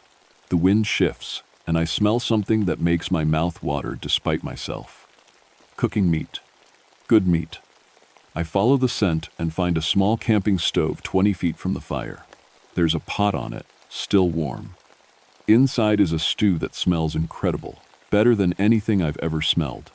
My stomach clenches with hunger, so sharp it's painful. I haven't felt this hungry since. Actually, I can't remember ever feeling this hungry. I reach for the spoon before I catch myself. This is evidence. I need to document it, not eat it. But God, it smells good. I force myself to step back and take photos. The stew looks normal. Chunks of meat, some vegetables, could be anything. Venison maybe, or rabbit. Hard to tell from the pieces. The chewing sound comes again, and this time I see where it's coming from. There's something moving in the trees, about 50 yards away. Tall, maybe 8 feet tall. It's hard to see clearly through the snow, but it looks like a person. A very thin person. Hello? I call out. Are you injured? Do you need help? The chewing stops. The figure turns toward me, and even through the blowing snow, I can see it's holding something in its hands, something it was eating, something that looks like a human arm. It starts walking toward me. I fumble for my radio, still nothing but static. My emergency beacon is working, the light's blinking, but that just sends a signal. Doesn't let me talk to anyone. The figure gets closer, and I can see it better now. It is human, sort of. Male, probably. But so thin he's almost skeletal. His face is gaunt, cheeks sunken, but his belly is round and full. Like he's been eating well. He's naked except for scraps of clothing hanging off his frame. His skin is pale, almost gray, but his mouth is red, very red. Catherine, he says, and my blood freezes. He knows my name. His voice is familiar, but wrong somehow, like someone doing a bad impression of someone I know. Catherine Ironmoon, he says again, and takes another step closer. I've been waiting for you. That's when I see his face clearly. It's Jake, my missing climbing partner, but wrong. So wrong. His eyes are black, completely black, and when he smiles, I see he has too many teeth. Sharp teeth, like a shark's. Jake? My voice comes out as a whisper. I've learned so much since I've been gone, he says, holding up the arm he was eating. I can see bite marks on it that match his mouth. About hunger, about satisfaction, about what we really need to survive. He takes another bite, and the sound of his teeth crushing bone echoes off the trees. You're hungry too, aren't you, Catherine? I can smell it on you. The hunger is calling you, just like it called me. And he's right. I am hungry. Hungrier than I've ever been. The smell from that pot is driving me crazy, and looking at what Jake's eating, my mouth starts watering. What the hell is wrong with me? The kids were so grateful when I showed them how to feed properly. Jake continues, moving closer. They fought it at first, but once they tasted their own flesh, once they understood the satisfaction, they couldn't stop. None of us can stop. I back toward my pack, toward my gear. Whatever Jake has become, he's not my partner anymore. You don't have to fight it, he says. The hunger is natural. It's what we're supposed to feel. What we're supposed to do. Just take one. Bite, Catherine. One bite, and you'll understand everything. The smell from the pot is overwhelming now. I'm so hungry, I'm dizzy. So hungry it hurts. And despite everything I'm seeing, everything I know is wrong, I find myself walking toward it. I stop myself just as my hand reaches for the spoon. What am I doing? This isn't normal hunger. This is something else. Something wrong. That's it, Jake says, his voice like honey. Just one taste. It's the best thing you'll ever experience. Better than any food you've ever had. Better than any feeling you've ever had. I force myself to turn away from the pot and face him. Up close, he's even worse. His skin is stretched tight over his bones, but his stomach bulges obscenely. His fingers are too long, ending in what look like claws, and those teeth. What happened to you? I ask. I found the truth, he says, about what we really are. What we're meant to be. Humans think they're so civilized, but deep down, we're all just hungry animals. The Cherokee understood this. They knew what to do when the hunger came. He gestures toward the dead college kids. They tried to resist at first, told themselves they weren't that desperate. But the hunger grows, Catherine. It gets stronger and stronger until it's all you can think about, until it's all you are. This isn't hunger, I say. This is sickness. This is evolution, Jake interrupts. The weak die, the strong feed, and the strong become something more. That's when I hear voices. Human voices, coming from the direction of the trail. Rescue team, probably. They got my beacon signal and came looking. No, I whisper. If they find this place, if they're exposed to whatever's causing this hunger. More friends, Jake says, and his smile widens. Good. I'm still hungry. I grab my radio and try again. This time, I get through. This is Ranger Ironmoon, I say. Do not approach Black Balsam. Repeat. Do not approach. There's been an incident. Hazardous conditions. Static, then a voice. Catherine? This is Dave Crowfeather. We got your beacon. What's your status? Dave? He's another ranger, works the eastern sector. Good man. I can't let him come up here. Dave, stay back. There's something wrong here. Something dangerous. What kind of dangerous? We've got medical supplies, extraction gear. Not that kind of dangerous, I say, watching Jake circle around toward the voices. Just trust me. Stay away. But the radio goes dead again, and I hear Dave's voice echoing through the trees. He's close. Maybe 5 minutes away. Jake looks at me and licks his lips. I'll take good care of him, he says. Just like I took care of you. What do you mean? You've been coming here for 3 years, Catherine. Walking these trails, breathing this air, getting closer and closer to understanding. The hunger's been growing in you all this time. You just haven't given in yet. He's right, and that terrifies me. I have been hungrier lately.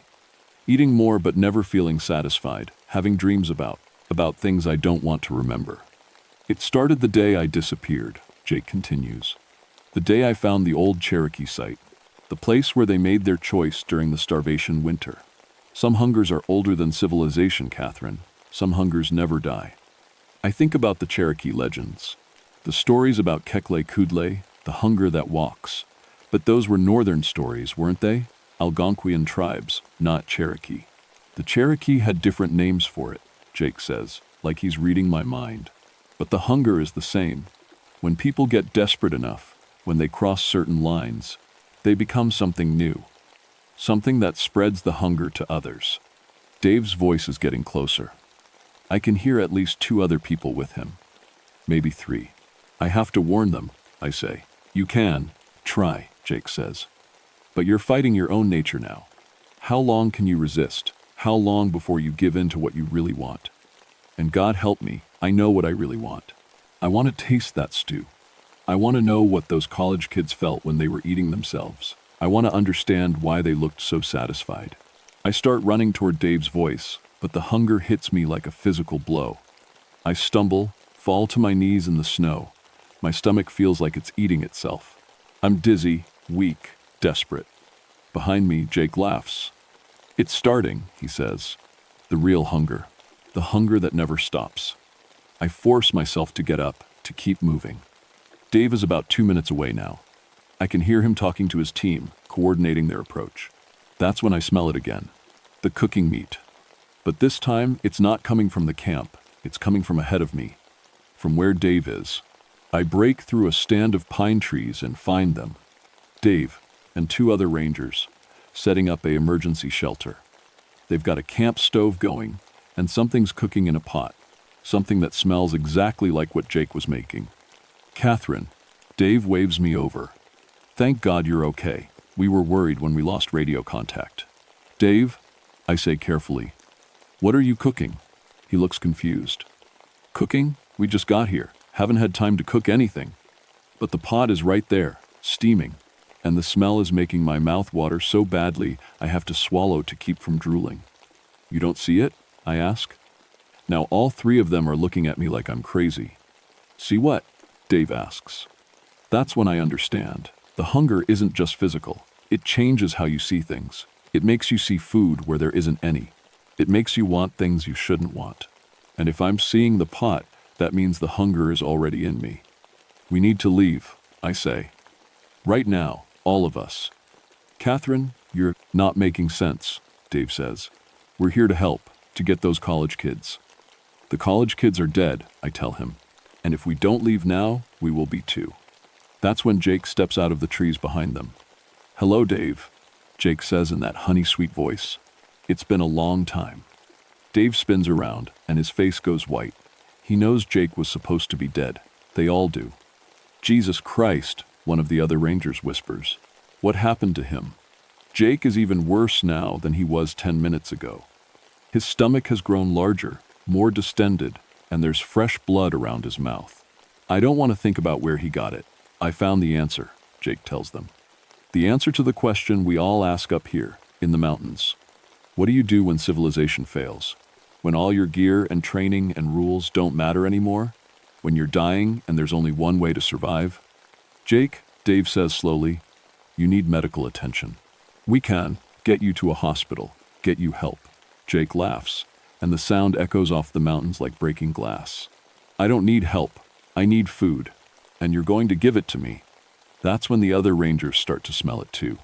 I can see it in their faces, confusion, then hunger, then that desperate, overwhelming need. The same thing I've been fighting. Do you smell that? One of them asks. What is that? It smells incredible. They're looking around for the source, but there's nothing there. Nothing but Jake and his awful smile. It's the smell of satisfaction, he tells them, of finally understanding what you really need, what you've always needed. I try to key my radio, but my hands are shaking too badly. The hunger is getting stronger, and I can feel my rational mind slipping away. All I can think about is food. All I can think about is how good it would feel to just give in. Catherine, Dave says, and his voice sounds strange, distant. Are you feeling this too? This? Hunger? I nod, not trusting myself to speak. It's normal, Jake says. Hunger is the most honest emotion we have. Everything else is just pretending. Just civilization lying to us about what we really are. One of the rangers, I think his name is Tom, starts walking toward Jake. His eyes are glazed, unfocused. Tom, no, I try to say, but my voice comes out as a whisper. I'm so hungry, Tom says. I feel like I haven't eaten in weeks. I know, Jake says gently. I can help with that. I can show you how to feel satisfied. Really satisfied. Forever. Tom is almost within reach now. Jake extends one of those impossibly long arms toward him. And that's when I remember something. Something the Cherokee elder told me years ago when I first started working these mountains. About fasting, about spiritual discipline, about how some hungers can only be defeated by refusing to feed them at all. The Cherokee didn't create this thing. They fought it. It's not hunger, I say, loud enough for everyone to hear. It's infection. It's something that makes you think you're hungry, so you'll do what it wants. Jake's head snaps toward me, and for the first time, he looks angry. Shut up, he says, and his voice isn't honey anymore. It's like gravel and broken glass. You don't understand. You can't understand until you taste it. But I'm remembering more now. The Cherokee stories about the starvation winter, about the shaman who chose cannibalism to keep his people alive, about how that choice changed him into something else, something that spread the hunger to everyone it touched. You were the shaman, I say to Jake. In the original story, you were the one who made the choice. His face changes, becoming older somehow. Ancient. I saved my people, he says. When the snow wouldn't stop and the game was gone and children were dying, I made the hard choice. I did what had to be done. You damned them, I say. You turned them all into monsters. I gave them life. But Dave and the other rangers are listening now, fighting through the hunger haze. They're starting to understand. The beacon, Dave says suddenly. Your emergency beacon. It's not just sending location data. It's been broadcasting something else. Some kind of signal.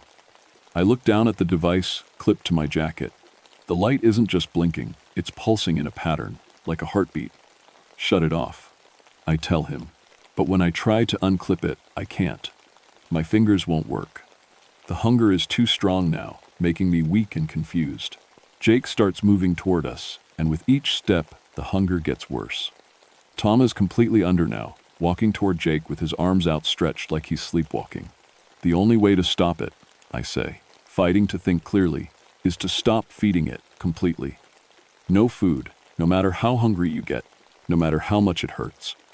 You'll die, Jake says. Humans can't survive without food. Maybe, I say, but at least we'll die human. I throw my pack away from me. All my food, all my emergency rations. Dave sees what I'm doing and does the same. The third ranger, I never did catch his name, follows suit. But Tom is gone. Jake reaches out and touches his forehead, and Tom's eyes go completely black. When he smiles, his teeth are sharp. Too late for him, Jake says. But not for you. Not yet. Just one bite, Catherine. One taste, and the pain stops. The hunger stops. Everything stops except the satisfaction.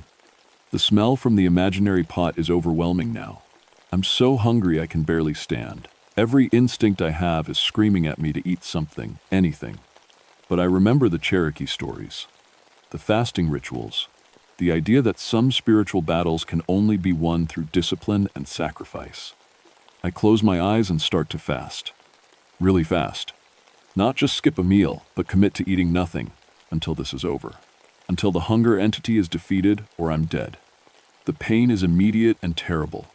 But for the first time since I found the camp, my mind starts to clear. No, Jake says, and his voice is panicked now. You don't understand what you're doing. You'll die. You'll starve. Maybe, I say again, but I won't become you. Dave understands. I can see it in his eyes. He's fighting the hunger too, using the fasting as a weapon against it. Jake screams then, a sound like wind through broken trees. Tom screams too, clutching his head like something's trying to claw its way out. And for the first time in 3 years, I feel like maybe, just maybe, I can win. The screaming goes on for what feels like hours, but is probably only minutes. Jake and Tom writhing in the snow, clutching their heads, making sounds that no human throat should be able to make. Then, suddenly, silence. Jake looks up at me, and for a moment, his eyes are normal again. Human, confused. Catherine, he says, and it's really his voice this time. What's happening? Where am I? But then his eyes go black again, and he starts laughing. You think you've won? He says. You think starving yourself will stop what's already started? The hunger is in you now, Catherine. In all of you. It will never leave. He's right about one thing. I can feel it in me. A gnawing emptiness that has nothing to do with food. A craving for something I can't name and don't want to understand. But the fasting is working. Each hour I go without eating, the entity's hold gets weaker. My mind gets clearer. I can think past the hunger to the real problem. The beacon, I say to Dave, it's not just broadcasting location, it's amplifying the signal, making the hunger stronger. Dave nods and reaches for his knife. But when he tries to cut the beacon off my jacket, his hand stops inches away. I can't, he says. Something won't let me. That's when I understand. The beacon isn't just amplifying the signal, it's the source. Somehow, when I activated it, I opened a connection to something that should have stayed buried. I think about the Cherokee stories again. About spiritual discipline and sacrifice. About how some problems can only be solved by giving up what you think you need. I unclip the beacon myself, fighting against every instinct that tells me I need it to survive. Without it, no one will know where we are. Without it, we might die on this mountain, but with it, we'll become monsters. I throw it as hard as I can into the trees. The effect is immediate. Jake collapses like someone cut his strings. Tom blinks, and his eyes are normal again. "What happened?" Tom asks. "Why do I taste blood?" I don't tell him. The hunger is still there, will always be there, I think, but it's manageable now, like background noise instead of a scream. We gather up the bodies of the college kids, document what we can. Officially, it goes down as equipment failure and exposure. The medical examiner finds evidence of extreme hypothermia and attributes the bite marks to scavenging animals. I know better, but I also know no one would believe the truth. Jake disappears again that night. Just vanishes from the rescue camp like he was never there. Tom doesn't remember anything after reaching our location. Dave and the third ranger, his name was Paul, remember feeling hungry, but that's all. I remember everything. I go back to work the next week. Business as usual. But I keep an eye on the missing persons reports. I study Cherokee spiritual practices in my spare time. I learn about fasting and discipline and how to fight hungers that aren't really hunger, because the thing is still out there, waiting, looking for the next person, desperate enough, hungry enough to make the wrong choice. And sometimes, on quiet nights when the wind is right, I can hear it calling my name. I don't answer, but I listen, because someone has to. Someone has to know what's really out there in the mountains. Someone has to be ready when the hunger starts walking again. My name is Catherine Ironmoon, and I've been a forest ranger for 11 years. And I've learned that some jobs never really end. The mountains remember everything, every choice, every sacrifice, every moment of weakness when civilization fails and people become something else. They remember and they wait, and so do I.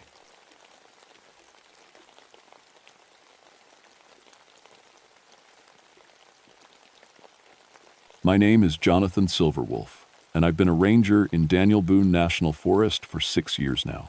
People always ask about my last name. Yeah, it's real, and yeah, I know how it sounds given what I'm about to tell you. My Cherokee grandmother gave it to our family, said it meant we had a connection to the wild things. I used to think that was just old stories. I should have listened to her. It was early November 1991 when everything started. I was stationed at Red River Gorge, way out in the canyon country where the sandstone cliffs rise up like ancient walls and the hollows run so deep you can't see the bottom from the rim. Beautiful country, but lonely. The nearest town was 25 miles of winding mountain roads away. I'd been tracking a pack of what I thought were coyotes for about 3 months. Livestock had been getting killed in ways that didn't make sense. Too organized, too smart. The bite patterns were weird too, but I figured it was just a big pack, working together. Happens sometimes when prey gets scarce. My fiancée Sarah, she's a vet down in town, kept telling me to be careful. "John," she'd say, "something feels wrong about those killings. The wounds I've seen, they don't look right."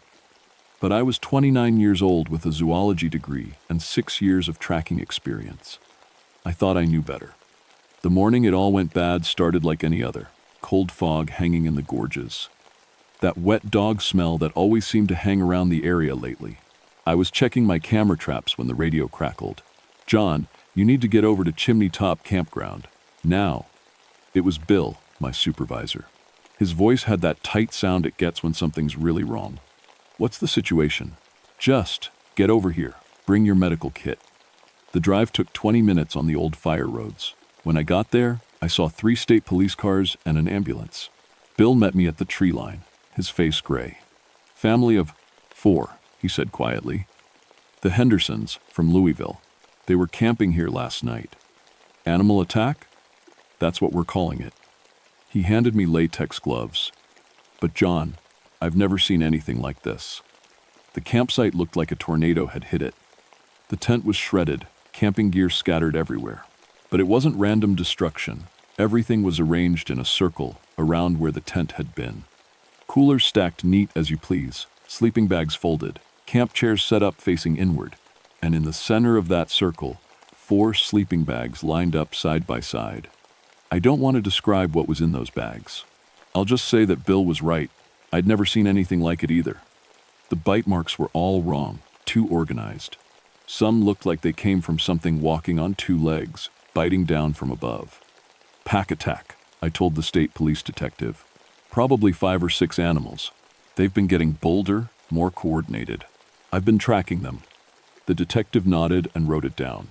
But he kept looking at me funny. Ranger, you said pack attack. How do you explain this? He pointed to the ground beside the fire ring.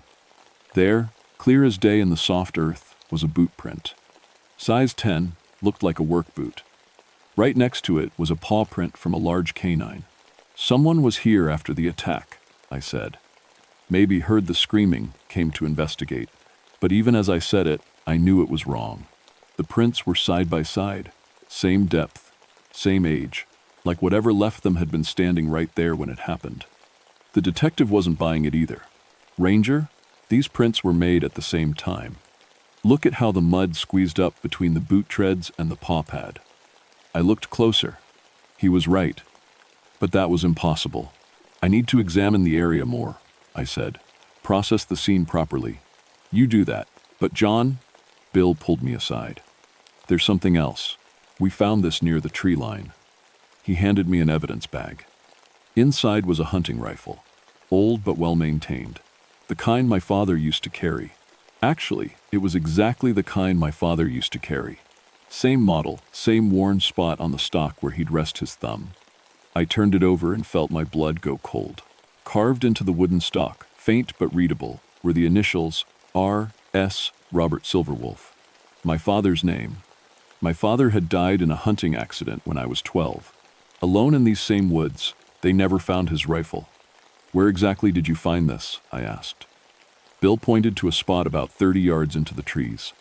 Right there, like someone just laid it down gentle-like. I stared at that rifle and felt something cold crawl up my spine. My father had been dead for 17 years. There was no way his rifle just happened to turn up at the scene of the worst animal attack in Kentucky history. But there it was.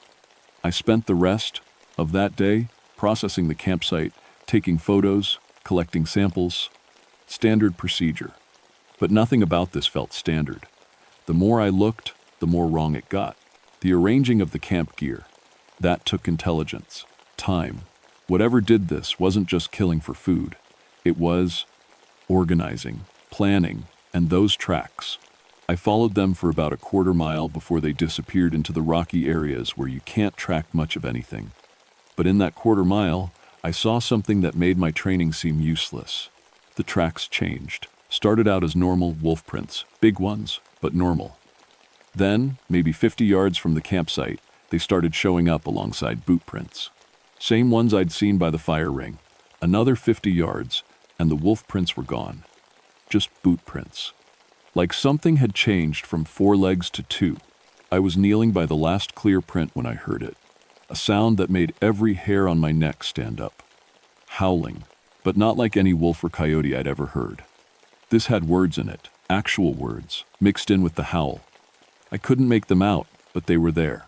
The sound was coming from deeper in the gorge, down where the old Cherokee hunting grounds used to be. My grandmother had told me stories about those places. Said her people believed wolves and men could share spirits there. More old stories I should have listened to. I radioed Bill. I'm following the tracks deeper into the gorge. Should be back before dark. Negative, John. State police want everyone out of there by sunset. Too dangerous. This is my job, Bill. I need to track this pack before they kill someone else. A long pause. Then, 1 hour, John. That's it. And keep your radio on. I started down into the gorge. The tracks led to an old game trail I knew well. I'd hiked it dozens of times. But something was different now. The normal sounds were gone. No birds, no squirrels. Even the insects had gone. Quiet. And that smell was getting stronger. Wet dog, but mixed with something else. Something that reminded me of the locker room at the high school after a big game. Human sweat and musk. About half a mile down the trail, I found the first den. It wasn't like any wolf den I'd ever seen.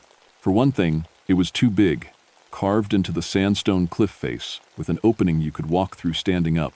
For another, it was furnished. I'm not kidding. Furnished. There were sleeping areas made of pine boughs and leaves, arranged neat as beds. a fire ring with cold ashes, and scattered around the edges, human belongings, backpacks, clothing, camping gear. Some of it looked fresh. Some looked like it had been there for years. I was photographing everything when I found the bones.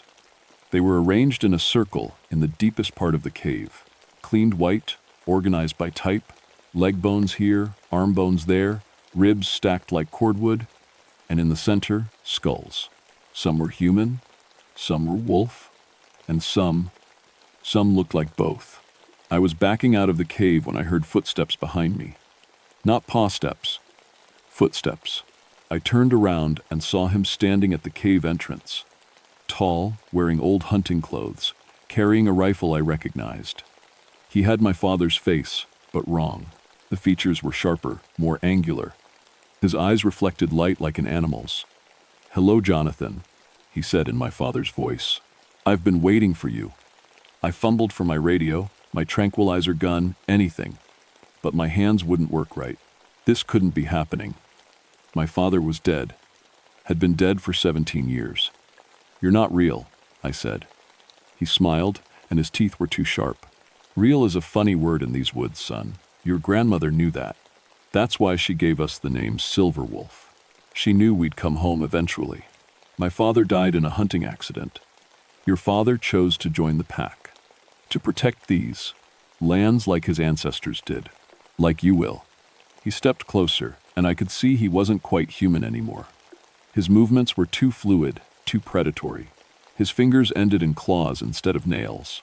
"The Cherokee called this place sacred," he said. "Wolf Clan territory. When they were forced out, some of us stayed behind, changed ourselves so we could stay forever. Guard the old places." I found my voice. "The family at the campground. You killed them." His expression turned sad.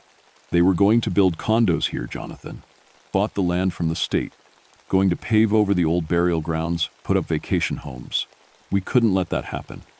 So you murdered them.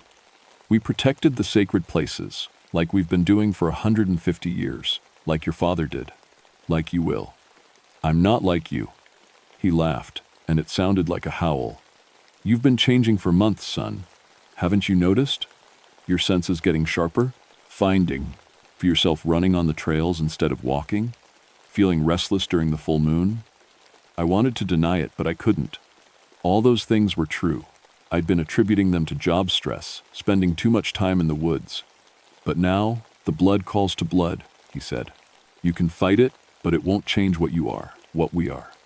Howls echoed from the forest around us. Getting closer. "The pack is coming," my father said. "You can meet them as family or as prey. Your choice." I ran. I crashed through the forest like a madman, branches tearing at my clothes, roots trying to trip me. Behind me, I could hear them coming. Howls that sounded like laughter, footsteps that were sometimes paws and sometimes boots.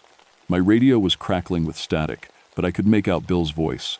John, where are you? Report in." "Bill," I gasped into the radio. "Something's wrong here. Really wrong. I need backup." "You're breaking up. Say again?" They're not animals. They're people. They're hunting me." Static. Then, "John, you're not making sense. Are you injured?" How could I explain this? How could I tell him I'd just talked to my dead father, who turned into something with claws and sharp teeth? I made it back to my truck just as the sun was setting. My hands were shaking so bad I could barely get the key in the ignition. But I managed to start it and get out of there. Drove straight to Bill's office, ran in without knocking. "Bill, we need to evacuate the whole area. Close the campgrounds, everything." He looked up from his paperwork. "John, you look like hell. What happened out there?" I tried to explain, but even as the words came out, I knew how crazy they sounded. Dead fathers who weren't dead. Wolves that walked on two legs. Dens furnished like houses. Bill listened without interrupting. When I finished, he was quiet for a long time. "John," he said finally, "when's the last time you took a vacation? This isn't stress, Bill. I know what I saw. You saw a wolf den and some old bones, maybe found some homeless person's camp. Your mind filled in the rest. My father's rifle was at the murder scene. Coincidence. Or someone found it years ago, been carrying it around. I could see I wasn't getting through to him. Fine, but I'm going back tomorrow with a full team. Cameras, evidence collection, the works. No, you're not. You're taking a week off, effective immediately. Go spend time with Sarah. Get some rest. But I couldn't rest. That night, lying in bed next to Sarah, I kept thinking about what my father had said. About my senses getting sharper. About feeling restless. It was true, all of it. Sarah stirred beside me. John, you're not sleeping. Just thinking about work. She sat up, looked at me in the moonlight. Something's different about you lately. You seem, I don't know, more alert. Like you're always listening for something. What do you mean? And your eyes? They're brighter somehow, more intense. I got up and looked in the bathroom mirror. She was right. My eyes looked different. Not just tired from stress, it's bisel different. Actually different. The irises seemed larger, more reflective. When I came back to bed, Sarah was sitting up waiting for me. John, there's something I need to tell you about those animal attacks I've been treating. What about them? The bite patterns. I lied when I said they looked wrong. They don't look wrong, they look impossible. Like the animals were bitten by something with human intelligence. Predator bites, but placed exactly where they do the most damage. Like something that understood anatomy. I felt cold. Why didn't you tell me before? Because I thought I was crazy. But today, Doctor, Whitman brought in a dog that survived an attack. John, it wasn't attacked by wild animals. It was attacked by something that used tools. Tools? The wounds show knife cuts alongside bite marks, and rope burns around the legs like it was tied down first. I sat down heavily on the bed. Sarah, I need to tell you something about what I found today. I told her everything. The conversation with my father, the furnished den, the human bones arranged in circles. She listened without saying a word. When I finished, she was quiet for a long time. John, she said finally, my grandmother was Cherokee too, from the same area where you work. She used to tell stories about the Wolf Clan, said some of them never left when the tribe was forced out, said they found a way to stay in the old places forever. You believe me? I believe something's happening that we don't understand, and I believe you're in danger. The next morning, I went back to the gorge. Bill had ordered me to take time off, but I couldn't just sit around. I needed answers. This time, I brought real equipment. High-powered camera, night vision scope, sound recording gear. If I was going crazy, at least I'd have documentation. I set up cameras at 3 different den sites I'd found, motion-activated, infrared capable. Then I settled in to wait. Around noon, Dr. Rebecca Nighthawk showed up. She was a wildlife biologist from the university, come to study the unusual pack behavior that had been reported. Ranger Silverwolf? She called out as she approached my position. I'm Rebecca Nighthawk. I believe we have a mutual interest in these animals. Something about her immediately put me on edge. She moved too quietly for someone wearing hiking boots. Her eyes were too alert, scanning the forest like she was reading it.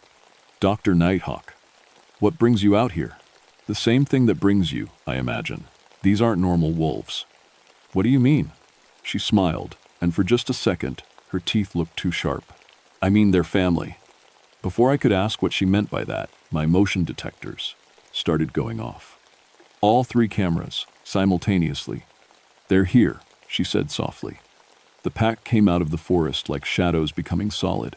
6 of them, moving in perfect coordination, but they weren't moving like wolves. They were walking upright. Each one was different. 2,000. Some more human-looking, some more wolf. But all of them were wrong in the same way my father had been wrong. Too tall, too graceful, teeth too sharp. And leading them was my father. Hello, son, he said.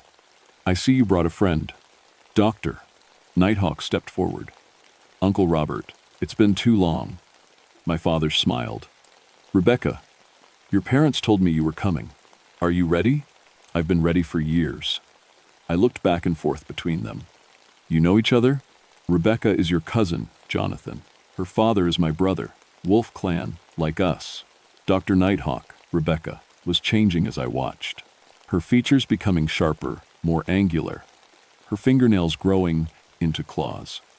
This is why I really came, she said. To help you understand what you are. What we all are. I'm human, I said, but my voice sounded weak even to me. Look at your hands, John. I looked down. My fingernails had grown longer, harder, almost like claws. Feel your teeth. I ran my tongue over my teeth. They were sharper than they'd been that morning. The change has been happening for months, my father said, ever since you started working in pack territory. The land calls to the blood, and the blood answers. This is impossible. The Cherokee knew better, Rebecca said. They knew that some borders can't be crossed without being changed. This land is sacred to the Wolf Clan. To protect it, we became something that could protect it forever. One of the pack members stepped forward. This one looked more wolf than human, but when it spoke, its voice was clearly female. The developers are coming back, she said. Tomorrow. With bulldozers. They're going to start clearing the burial grounds. My father's expression hardened. Then we stopped them. Like you stopped the Henderson family? I asked. The Hendersons were the developers, Jonathan. They weren't just camping, they were surveying, planning where to put the access road, right through the old ceremonial grounds. So you killed them. We protected the sacred places, as we've done for generations, as you will do. I won't be a murderer. Rebecca touched my arm. John, what would you do if someone tried to pave over Arlington Cemetery, or bulldoze Mount Rushmore? These places are just as sacred to us. I could feel the change accelerating. My senses were getting sharper by the minute. I could smell things I'd never smelled before. The individual sense of each pack member, the fierce smell of small animals hiding in the forest, the approaching storm still hours away. And I could feel the pack. Their emotions, their thoughts, their absolute dedication to protecting this place. The blood knows, my father said. You can fight it, but fighting only makes it harder. Accept what you are, and the change will be easier. What if I refuse? Then you die, said one of the pack members. The land doesn't allow neutral parties. You're either with us or against us. That's not a choice. It's the same choice we all made, Rebecca said.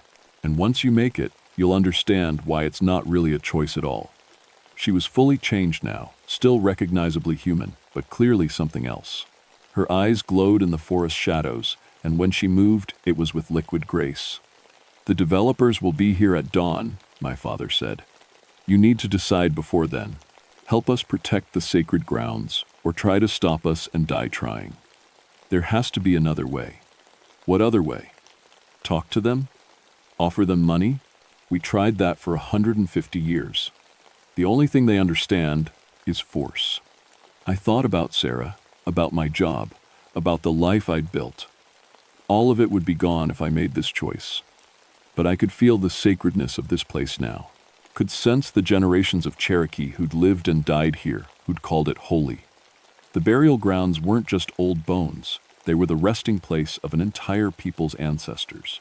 And tomorrow, bulldozers were going to plow them under to build vacation condos. If I do this, I said, if I help you, what happens to my human life? It changes, my father said. But it doesn't end. You'll still be you, Jonathan. Just more. The storm I'd smelled earlier was getting closer. Thunder rumbled in the distance. I need time to think. There is no time, Rebecca said. The change is accelerating, whether you accept it or not. Fight it much longer, and it'll tear you apart. She was right. I could feel something fundamental shifting inside me. My bones ached. My muscles felt like they were rewiring themselves. Will I be able to see Sarah? Have a normal relationship? Your grandmother was married to a human for 60 years, my father said. She managed. Grandmother was like you? How do you think we knew to give you the name Silverwolf? Everything clicked into place, the stories grandmother had told. The way she'd always seemed to know things about the forest that nobody else knew. Her insistence that some places were sacred and should never be disturbed. The developers' bulldozers would be here in 6 hours. I made my choice. The change hurt worse than anything I'd ever experienced. Like every bone in my body was breaking and healing at the same time. But Rebecca was right. Accepting it made it easier. Instead of fighting the transformation, I let it happen. When it was over, I was still me. But I was also something else. My senses were incredibly sharp, my strength had doubled, and I could feel the pack's presence like a warm current in my mind. We stopped the developers. Not by killing them, we'd learned from the Henderson mistake. Instead, we made them understand that this land was protected. When the bulldozer operators saw 6 wolf-human shapes emerge from the forest at dawn, they decided their paychecks weren't worth it. The development company tried to send security teams. They left too, after finding their equipment rearranged into ritualistic patterns every morning. Eventually, the state stepped in. Turns out there were legal protections for Cherokee burial grounds that had never been properly enforced. The land was redesignated as a protected cultural site. I kept my job as a ranger. Actually, I got promoted. Turns out having supernatural senses makes you really good at wildlife management.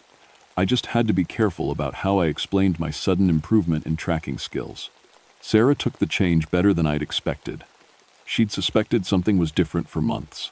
When I finally showed her my transformed state, her first words were, "So that's why you've been sniffing everything lately." We're still engaged, planning a spring wedding. Rebecca's helping with the arrangements, and BC. Apparently the pack has some very specific traditions about wedding ceremonies. Bill never figured out what really happened.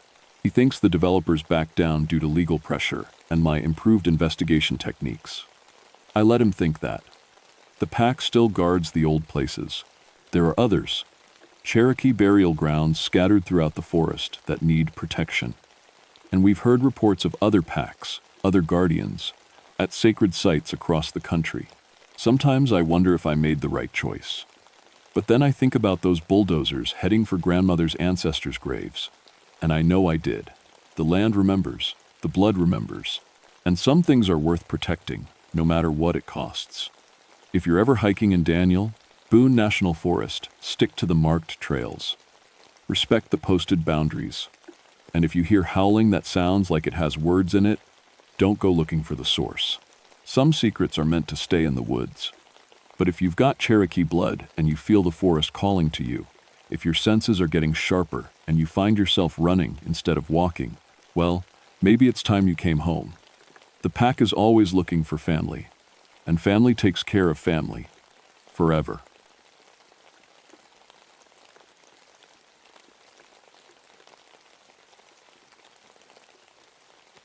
My name is Gabriel Blackthorne, and I've been a forest ranger for 18 years now. People think that's a long time, but for me, every day feels like I'm paying back a debt I can never fully settle. See, before I became a ranger, I was a coal miner down in Shawnee State Forest. That was back in 1954, when I was just 23 years old. I worked the deep shafts with 23 other men, good men with families and dreams. We went down into the earth together that October morning, but I was the only one who came back up. The mine collapsed. I still don't know why I survived when they didn't. Maybe I was closer to the exit. Maybe I was just lucky. But for 18 years, I've carried their names in my head like stones. Every night, I see their faces in my dreams. Every morning, I wake up wondering why it was me who lived. That's why I became a ranger. Someone has to make sure the abandoned mines don't hurt anyone else. Someone has to keep people safe from the dark holes we left behind when the coal ran out. It was late October when I got the call about Tar Hollow. The old strip mining site had been shut down for years, but hikers sometimes wandered through there. The sheriff found a body, Jimmy Martinez, who used to operate the heavy equipment before the site closed. Poor guy had been torn apart pretty bad. I drove out there on a Tuesday morning. The air was too warm for October, sticky and thick like summer, but with a smell that made my stomach turn. It wasn't just the usual mine smell of sulfur and old machinery. This was something else, something rotten. The mining site stretched out like a wound in the earth. Open pits filled with stagnant water reflected the gray sky.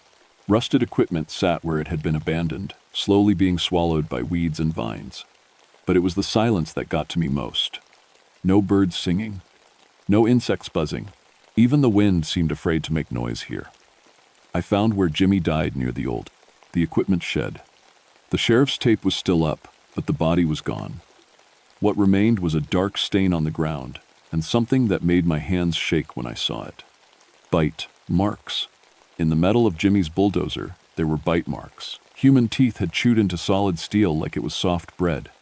I've seen a lot of strange things in 18 years of ranger work. Animals do weird stuff when they're starving or sick. But this was different. These weren't animal bites. The marks were too organized, too purposeful, like someone had been trying to eat the machine itself.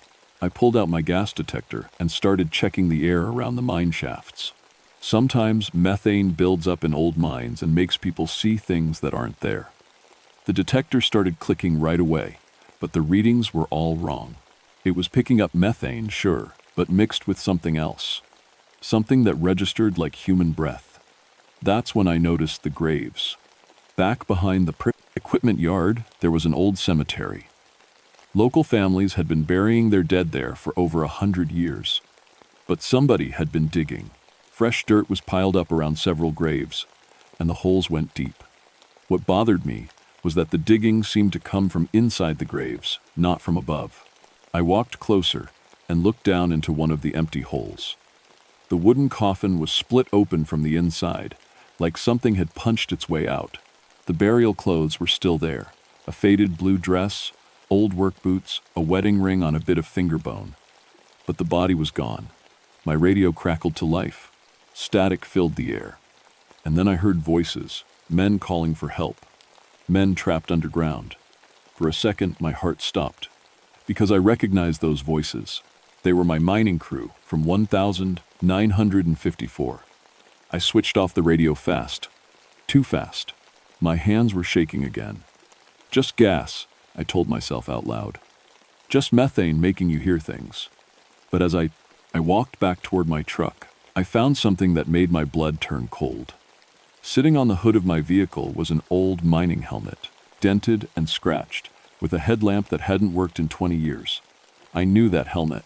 It belonged to Frank Sullivan, my shift supervisor from the 1954 disaster, the helmet that should have been buried with Frank 18 years ago.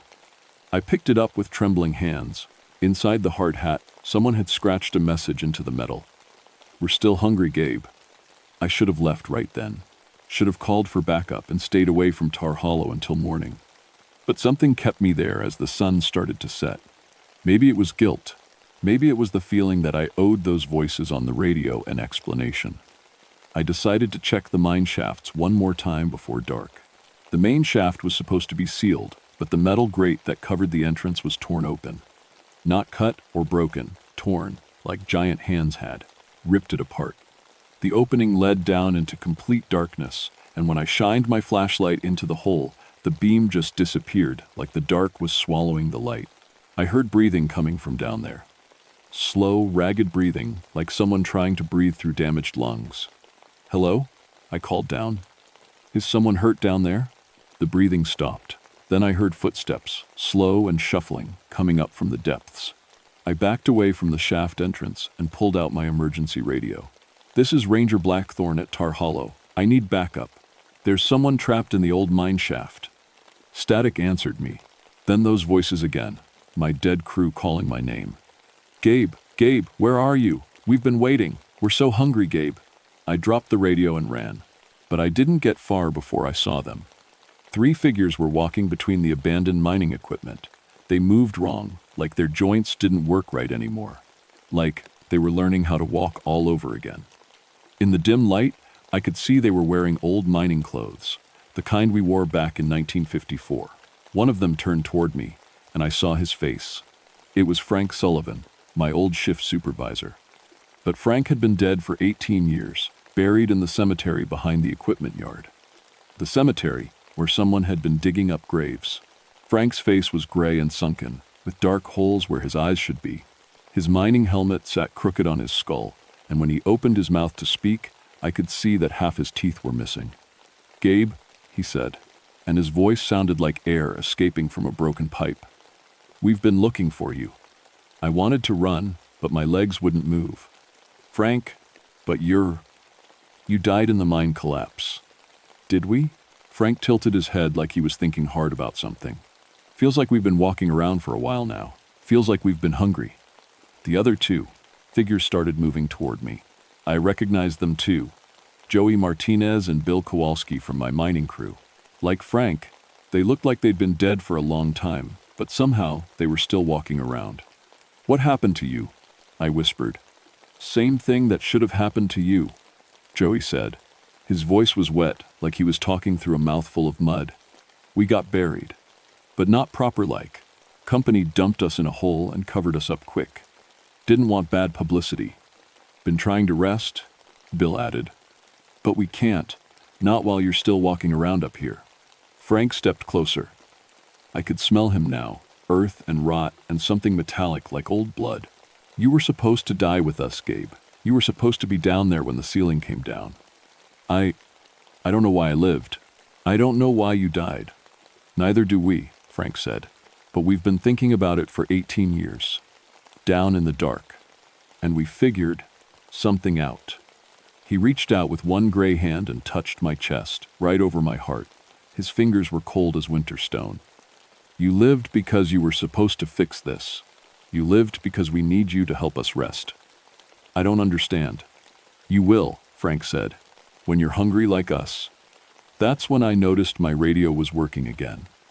But instead of static, I could hear someone calling for help. A voice I recognized. This is Tom Gravedigger, mine safety inspector. My truck broke down near Tar Hollow. Can anyone hear me? I think something's following me. Tom was my colleague from the state office, a good man who helped me inspect dangerous mine sites. And now he was out here in the dark with Frank and the others. Frank smiled, showing his broken teeth. Looks like dinner just arrived.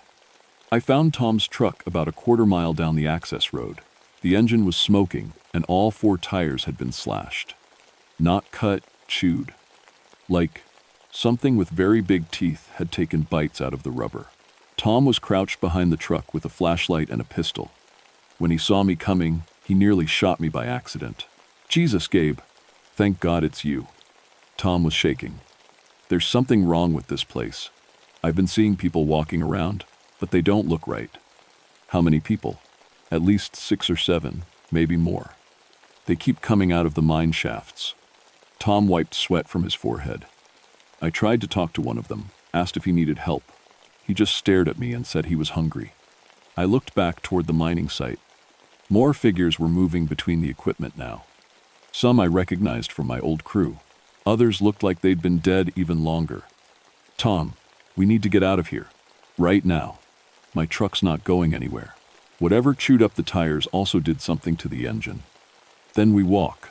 There's a ranger station about 10 miles south we can call for help from there. But as we started walking, I realized the hungry dead were following us. They moved slowly, but they never stopped, and there were more of them now, way more. Gabe, Tom said after we'd been walking for an hour, I'm really hungry. I looked at him. His face was pale and sweaty, but his eyes looked different, darker, like something was changing behind them. When's the last time you ate? This morning. Had breakfast with my wife before I drove out here. Tom rubbed his stomach. But I feel like I haven't eaten in days. Weeks, maybe. That's when I understood. The hunger was spreading. Whatever was wrong with Frank and the others, it was catching. Tom, listen to me. You're not really hungry. It's this place. It's doing something to people. I am hungry, Tom said, and when he looked at me, I saw that his teeth looked sharper than they should. I'm so hungry I could eat anything. Even. He stopped talking and stared at my arm. I backed away from him. Tom, fight it. Whatever you're feeling, fight it. Can't, Tom whispered. It's like there's something inside me, eating me from the inside out, and the only way to make it stop is to feed it. Tom lunged at me. I dodged and started running, but I could hear him behind me. His footsteps were getting heavier, clumsier, like he was forgetting how to run properly. I made it back to my truck and locked the doors just as Tom caught up. He pressed his face against the driver's side window and smiled. His teeth were definitely sharper now, and his skin was starting to turn gray. Gabe, he said through the glass, you can't run forever, and when you get tired, we'll be waiting. I started the engine and drove toward the main road as fast as I could. But in my rearview mirror, I could see them. Dozens of figures walking out of the mining site. Some were from my 1,954 crew. Others looked like they'd been dead for years, maybe decades. And they were all following my truck. I drove for 20 minutes before I realized something was wrong. The road should have led to the highway, but instead, it kept curving back toward Tar Hollow. Every turn I took, every path I followed, led back to the mining site. It was like the dead were hurting me, like they wanted me to come back. Finally, I gave up and parked the truck on a hill overlooking the site. I could see them down there, maybe 50 or 60 people walking around the abandoned equipment. Some were digging new holes. Others were carrying things I didn't want to look at too closely. I pulled out my radio and tried to call for help, but all I got were voices from my old mining crew. "Come back, Gabe," Frank's voice said through the static. "We need to show you something." "Show me what?" "Where they put us. Where they dumped our bodies after the mine collapsed." "Frank, you're dead. You've been dead for 18 years. Have we? Or have we just been waiting?" The radio went quiet for a moment. Then Frank spoke again, and his voice sounded different. Sadder. "We never got a proper burial, Gabe. Company just threw us in a pit and covered us up. Didn't even tell our families where we were. Your guilt, your survivor's guilt, it's been calling to us all these years, keeping us from resting. I don't understand." "You will. Come back to the site. Let us show you the truth." I sat in my truck for a long time, watching the dead people walking around below. Part of me wanted to drive away and never come back. But a bigger part of me knew that Frank was right. I'd been carrying their deaths for 18 years, and maybe it was time to finally face what really happened in that mine. I started the truck and drove back down to Tar Hollow. Frank was waiting for me at the mine shaft entrance. Up close, he looked even worse than before. His skin was gray-green and peeling, and I could see bone through holes in his cheek. But his eyes looked sad and tired. "Thank you for coming back," he said. "What do you want from me, Frank?" "We want to show you where we really are, where our bodies have been all these years." He led me to the main mine shaft and pointed down into the darkness. "We're not buried in the cemetery, Gabe. We never were. The mining company lied." I shined my flashlight down the shaft. About 30 feet down, I could see something that made my stomach turn. Bones. Lots of bones, mixed with rotted mining clothes and broken equipment. "They threw us down here," Frank said. "All 23 of us. Just dumped us in the shaft and sealed it up. Told everyone we were buried proper in the cemetery. But the graves, the headstones, empty boxes, nothing in them but rocks and dirt." I stared down at the bones of my friends and coworkers. Men I'd eaten lunch with, joked with, worked alongside for years. They'd been rotting in this hole while I lived my life above ground. "The Shawnee say this is sacred ground," Frank continued. "Say when people aren't buried right, their spirits can't rest. We've been trapped down there, getting hungrier and hungrier while you walked around feeling guilty. I tried to live a good life," I whispered. "I became a ranger to help people, to make sure this didn't happen again. We know. But guilt ain't enough, Gabe. We need justice. We need to rest." "Tell me how." Frank smiled, and for a moment, he looked like the man I remembered from 1954. "You have to join us. You have to complete the 24. You want me to die. We want you to accept responsibility. You lived when we died. Now you have to balance the scales." Other figures were gathering around us, my whole mining crew, plus dozens of others. People who died in mining accidents over the years, all of them improperly buried, all of them hungry for justice. "What about Tom? What happens to him?" "He'll rest when we do. The hunger will leave him when we're finally at peace." I looked down at the bones in the shaft again. My friends, who'd trusted me to keep them safe underground. Who'd died while I lived. "If I do this, if I join you, will you finally rest?" "We will. But not the way you think." Frank reached out and took my hand. His skin was cold and rough like tree bark, but his grip was gentle.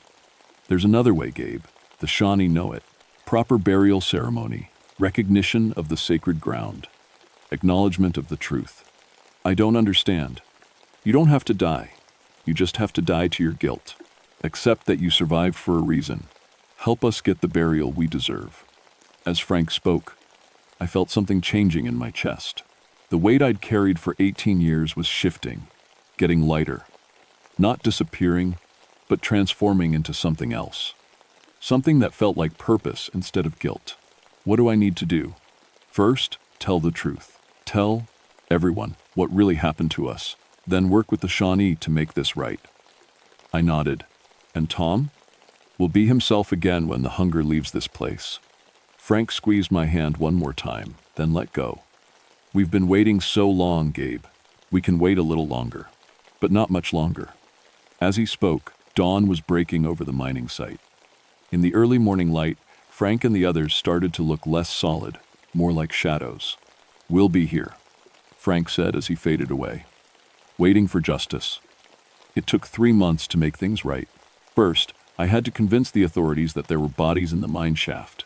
That wasn't easy, since officially, all 23 victims of the 1,954 disaster had been buried in the cemetery.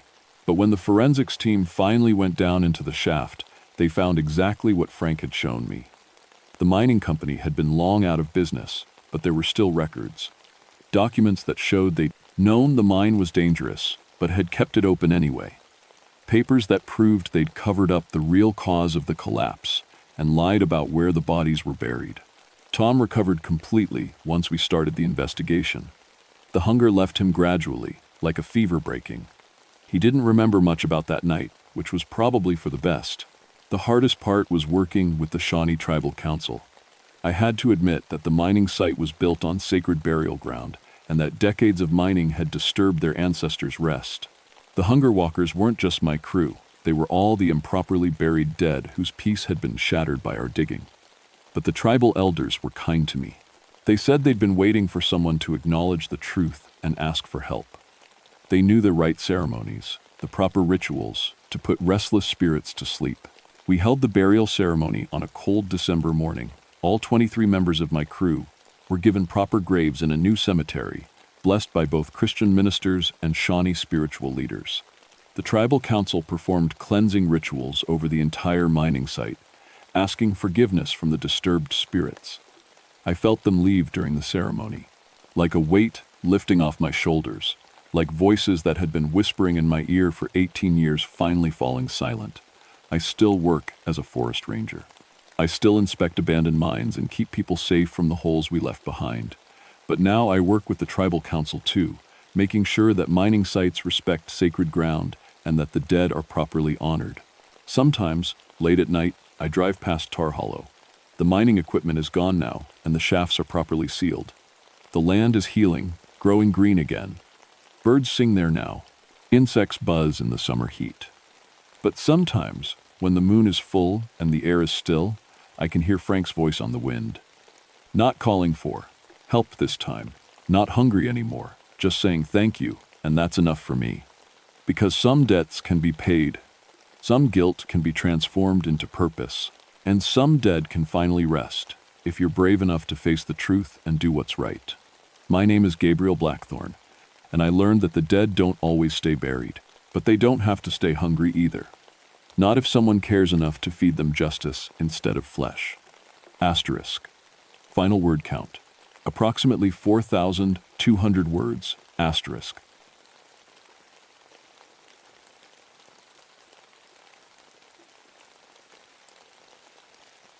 My name is Matthew Thornfield, and I've been a forest ranger for 14 years now. Before that, I spent 8 years as a DEA agent in Miami, chasing drug dealers through city streets and busting cocaine labs and warehouses.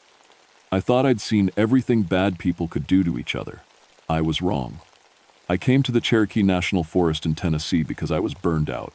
Too many shootouts, too many dead bodies, too many nights lying awake wondering if the guy I arrested had kids who wouldn't see their dad again. My wife Sarah couldn't handle it anymore. She said I came home every day looking like I'd seen a ghost. Maybe I had. The forest seemed like the perfect place to start over. Clean air, tall trees, and my job was mostly checking on campers and making sure people didn't litter.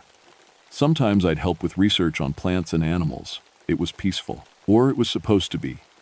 I specialized in something called botanical law enforcement. Fancy words for finding people who grow illegal drugs in the forest. Marijuana mostly, sometimes other stuff.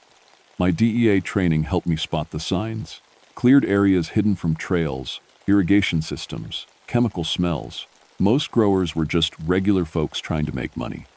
I'd arrest them, they'd pay a fine, everyone moved on. The Cherokee National Forest is huge, over 650,000 acres, spread across Tennessee and North Carolina. My section was the Unicoi Mountains, way up in the remote areas where tourists don't go. Perfect place for someone to hide illegal plants. Perfect place for a lot of things, as it turned out. It was late September when everything started. The leaves were changing colors, and there was this smell in the air. Not just autumn leaves, but something else. Something green and earthy and almost alive. I'd been hiking through an area called Roan Mountain, checking some caves where we'd had reports of drug activity. The mountains here are old, really old. The Cherokee. People lived here for thousands of years before white settlers came. They had names for every ridge, every valley, every stream. Most of those names are forgotten now, but sometimes you'll meet an old-timer who remembers a few words. They always get this look in their eyes when they talk about the old places, like they're remembering something they're not supposed to say. I was following a deer trail that morning when I smelled it. That sharp, chemical smell that means someone's been using fertilizer where they shouldn't. My radio crackled with static as I called it in. Base, this is Thornfield. I've got possible cultivation activity in Sector 7. Moving to investigate. Copy that, Matthew. Be careful out there. I switched off the radio and pulled out my camera. The DEA had taught me to document everything. Take pictures first, ask questions later. Evidence doesn't lie, and it doesn't change its story in court. The trail led down into a hidden valley between two ridges. The trees grew thick here, blocking out most of the sunlight, but there was definitely something wrong. The plants looked too green, too healthy. In nature, you don't see perfect rows of anything. But here, someone had been very busy. I followed my nose toward the chemical smell. My boots made soft sounds on the forest floor, and I could hear water running somewhere nearby. Probably a creek. Drug growers always set up near water sources. That's when I found the first body. Agent Rodriguez from the Atlanta DEA office was lying face up in a patch of what looked like herbs. His eyes were wide open, staring at the sky. His skin had a weird blue color, like he'd been poisoned. There was foam around his mouth, and his hands were twisted into claws. I'd seen plenty of dead bodies in Miami, but this was different. Rodriguez looked terrified. More than terrified, he looked like he'd seen something impossible right before he died. I pulled out my radio, but all I got was too static. The mountains could be tricky with radio signals, especially down in the valleys. I'd have to hike back up to higher ground to call for help, but first I needed to secure the scene. That's what they teach you. Protect the evidence. Document everything. Don't contaminate the site. I started taking pictures of Rodriguez and the area around him. That's when I noticed the plants. They weren't marijuana. They weren't like anything I'd ever seen before. Some had leaves as big as dinner plates. Others had bright red berries that seemed to glow in the dim light. The smell was incredible, like someone had mixed a flower shop with a medicine cabinet, and they were arranged in perfect circles around Rodriguez's body. No wind could do that. No animal would do that. Someone, not or something, had moved those plants after Rodriguez died. I felt the hair on the back of my neck stand up. In 14 years of forest work and 8 years of DEA operations, I'd learned to trust. That feeling. It meant danger. I needed to get out of that valley and call for backup. But as I turned to leave, I heard something that made my blood run cold. Singing. A woman's voice. Singing in a language I didn't recognize. It was coming from deeper in the valley, where the plants grew thickest. The smart thing would have been to run. The DEA had taught me that sometimes the smart thing is the only thing that keeps you alive. But Rodriguez was dead, and somebody had killed him. As a law enforcement officer, I had a duty to investigate. I checked my gun, made sure my camera was working, and started walking toward the singing. The singing got louder as I moved deeper into the valley. It wasn't English, and it wasn't Spanish. The words sounded old, like they'd been sung for hundreds of years. They seemed to echo off the trees, coming from everywhere and nowhere at once. The plants around me were getting stranger. I saw flowers that shouldn't exist in Tennessee, experience forcins, tropical blooms in colors that hurt to look at, vines twisted around tree trunks in patterns that looked almost like writing. The air was thick with pollen that made my eyes water and my head feel fuzzy. I stopped to wipe my eyes and check my camera. The pictures I'd taken of Rodriguez looked wrong on the little screen. There were shadows in them that I didn't remember seeing. Shapes that might have been people, standing at the edges of the frame. Must be the light, I muttered to myself. Mountain valleys could play tricks with shadows. The singing stopped. The silence was worse than the singing. In a healthy forest, you hear birds, insects, small animals moving through the underbrush. Here, there was nothing. Even the creek had gone quiet. I found the second body 30 yards from the first. Agent Williams from the Nashville office was curled up like he'd died in terrible pain. His hands were covered in some kind of green paste, and there were leaves stuck to his face. The plants around him were even more organized than the ones around Rodriguez, arranged in complicated patterns that looked like they meant something. I took more pictures, trying to stay professional. 2 federal agents dead in what should have been a routine drug bust. This wasn't some grower protecting his crop. This was something else. The smell was stronger here, sweet and bitter at the same time, like medicine mixed with perfume. It made my head swim and my stomach turn. I'd smelled a lot of illegal drugs in my DEA days, but nothing like this. I knelt down to examine Williams more closely. His radio was missing, and his gun was still in its holster. No signs of a struggle, no bullet wounds or knife cuts. Just that weird blue color to his skin and the terror frozen on his face. Poison, I said out loud, just to hear my own voice. Some kind of plant poison. That made sense. Drug growers sometimes used booby traps to protect their crops. Maybe they'd developed some new kind of toxic plant extract. The DEA had seen stranger things, but that didn't explain the way the plants were arranged. Or the singing. Or why my camera kept showing things that weren't there. I stood up and immediately felt dizzy. The pollen in the air was definitely affecting me. I needed to get to higher ground, call for backup, and let the crime scene team figure out what had happened here. That's when I saw her. An old woman was standing about 50 feet away, between 2 huge oak trees. She was small and thin, with long gray hair that hung down to her waist. She wore a simple brown dress that looked like it was made from rough cloth. Her feet were bare, but it was her face that made me freeze. She looked like she'd been burned, badly. The skin was twisted and scarred, and one of her eyes was clouded white. The other eye, the good one, was staring right at me. "You came back," she said. Her voice was soft, but it carried clearly through the still air. She was speaking English now, but with an accent I couldn't place. "Ma'am, I'm a federal officer," I called out, keeping my hand near my gun. "I need you to step forward slowly with your hands visible." She smiled, and it was the most terrifying thing I'd ever seen. Her teeth were stained green, and when she opened her mouth, I could smell that same sweet, bitter plant smell. "You don't remember me, do you, Matthew?" She knew my name. That was bad. Really bad. "Have we met before, ma'am?" "Oh yes, 3 years ago. You and your friends came to my garden." She gestured toward the strange plants around us. "You brought fire and poison. You killed my medicine." 3 years ago, that would have been during my last year with the DEA. We'd done a lot of raids in Tennessee that year, hit some big cultivation operations in the mountains. But I didn't remember this woman. "Ma'am, I'm going to need you to come with me for questioning." She laughed, and the next sound made the leaves on the trees shake. "You're in my garden now, Matthew. You're breathing my air, walking on my ground. Do you feel it yet?" I did feel it. The dizziness was getting worse, and my vision was starting to blur at the edges. The pollen, the plants. Whatever this woman had done to Rodriguez and Williams, she was doing it to me too. I pulled out my gun. "Stay back." Too late for that. She raised her hand, and I saw that her fingers were stained green like her teeth. "You destroyed my life's work. 40 years of growing, learning, healing. Gone in one morning because you thought you knew better."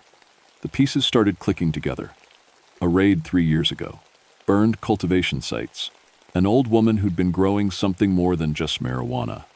"The Henderson Valley raid," I whispered. Her good eye brightened. "You do remember." I did remember. We'd hit a massive growing operation hidden in a valley about 20 miles from here. Hundreds of plants, elaborate irrigation systems, someone who really knew what they were doing. But when we got there, we found more than just marijuana. There were plants from all over the world, arranged in careful patterns. The grower had built what looked like a traditional herb garden. There had been an old woman there. She'd tried to stop us from burning the plants, said they were medicine, not drugs. She'd fought us when we lit the fires, screaming in some foreign language. I remembered thinking she was just a crazy old lady protecting her illegal crops. She'd been burned in the fire. Badly burned? We'd called an ambulance, but when it arrived at the hospital, she was gone. Disappeared from the emergency room while the doctors were treating her. We figured she'd run off to avoid prosecution. "You died?" I said.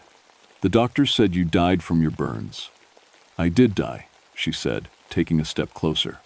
"But death isn't the end for someone who knows the right plants, the right medicines. Death is just another kind of healing." That was impossible. People don't come back from the dead. But looking at her burned face, breathing air that made reality feel loose and slippery, I was starting to doubt what was possible and what wasn't. "Your friends learned about my medicine," she said, gesturing toward the bodies. "They tasted what 40 years of knowledge can create. Plants that don't exist in your books, compounds that don't show up in your tests. You murdered federal agents." I gave them exactly what they gave me: justice. The air was getting thicker. I could barely keep my gun steady. The woman was walking closer, and with each step, the plants around her seemed to lean in, like they were listening. "What do you want?" I managed to ask. "I want you to understand," she said. "I want you to feel what it's like to have your life's work destroyed, to see everything you've built turn to ash." She was close enough now that I could see the details of her scars. Close enough to smell the plant odors that clung to her like perfume.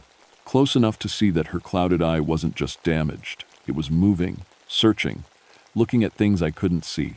"I want you to know my medicine from the inside out." She blew across her green-stained palm, and a cloud of golden pollen filled the air between us. I tried to hold my breath, tried to run, tried to shoot. But my body wasn't obeying me anymore. The pollen filled my lungs, and suddenly the world exploded into colors I didn't have names for. The last thing I saw before I passed out was the old woman's burned face, smiling as the forest itself seemed to reach out and pull me down into the earth. I woke up with my face in the dirt, and my head feeling like someone had filled it with cotton.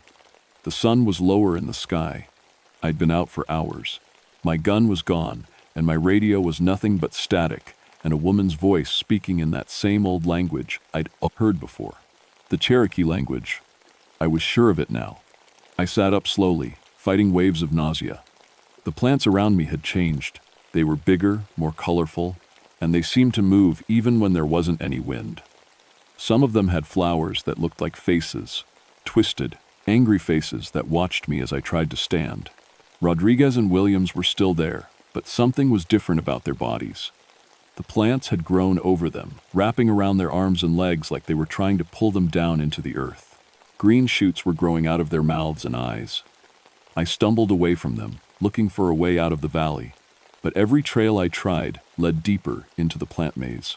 The woman, the witch, I was starting to think of her as 10-something, had done something to this place, made it bigger on the inside than it was on the outside. That's when I heard the helicopter. DEA helicopters have a distinctive sound, and I knew they were looking for Rodriguez and Williams.